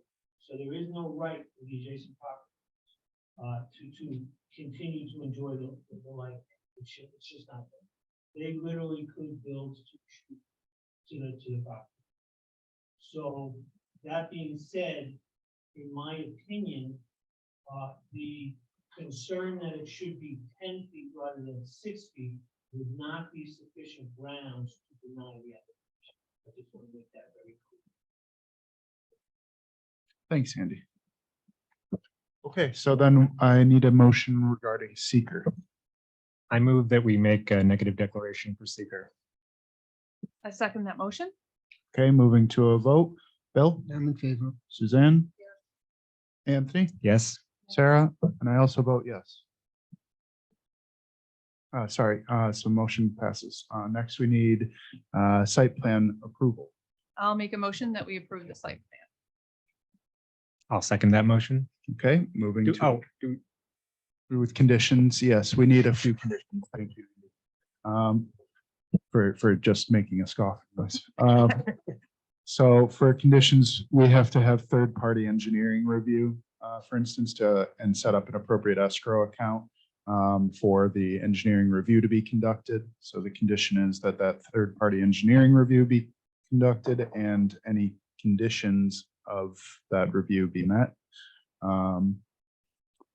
Any other specifics? DPU sign off, Department of Public Utilities sign off prior to issuance of a building permit is another condition. I might make sure I'm on the right one. No EV charging stations underneath the building is, I think, part of what fire from fire. Yeah, that was another condition. Concrete sidewalks were one, just to bring up, I think it's included in this, but concrete sidewalks should be installed across the drive entrances. Is this an issue? Don't think so. Okay. And that's it. If I could wordsmith the Sure. third-party engineering, could we move forward? That would be- The condition would be conditioned upon satisfying any comments derived from a third-party engineering review. So moved. Okay, so that was you first, you brought the motion? Sorry about the motion. Okay, thank you. So then moving to a vote, Bill, Missy, With those conditions, I'm in favor. Suzanne? I'm between a rock and a hard place, and since it's gonna pass anyway, I'm going to say no. Okay. Anthony? I vote yes. Okay, Sarah? Yes. I also vote yes. So site plans approved.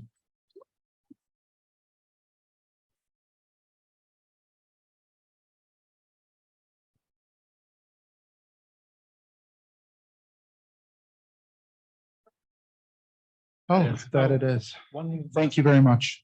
Thank you for your time. Thank you for your consideration. Thank you. Did we want to create the subcommittee for the letter? to Thank the you. Fire department? While we're on the I record? was just gonna write it. Oh, I can be the one-man subcommittee. I just haven't done it. I'll write it, or even just read over your draft. if you want. Okay. I just didn't want it to become a burden of anyone else. I offered it up. I'll certainly help you. So we'll be the two-person subcommittee for writing the letter. I didn't see you speak. Sorry. Everyone, so We'll see to close the meeting. if you don't mind. We'll start with a couple things to do. That's all right. I understand the jubilation.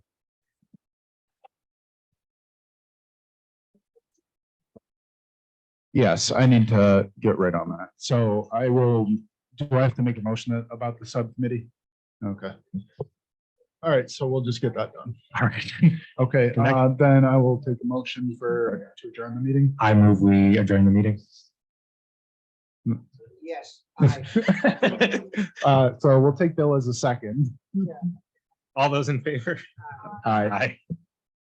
Thank you. Now we're all done. Thank you, everyone.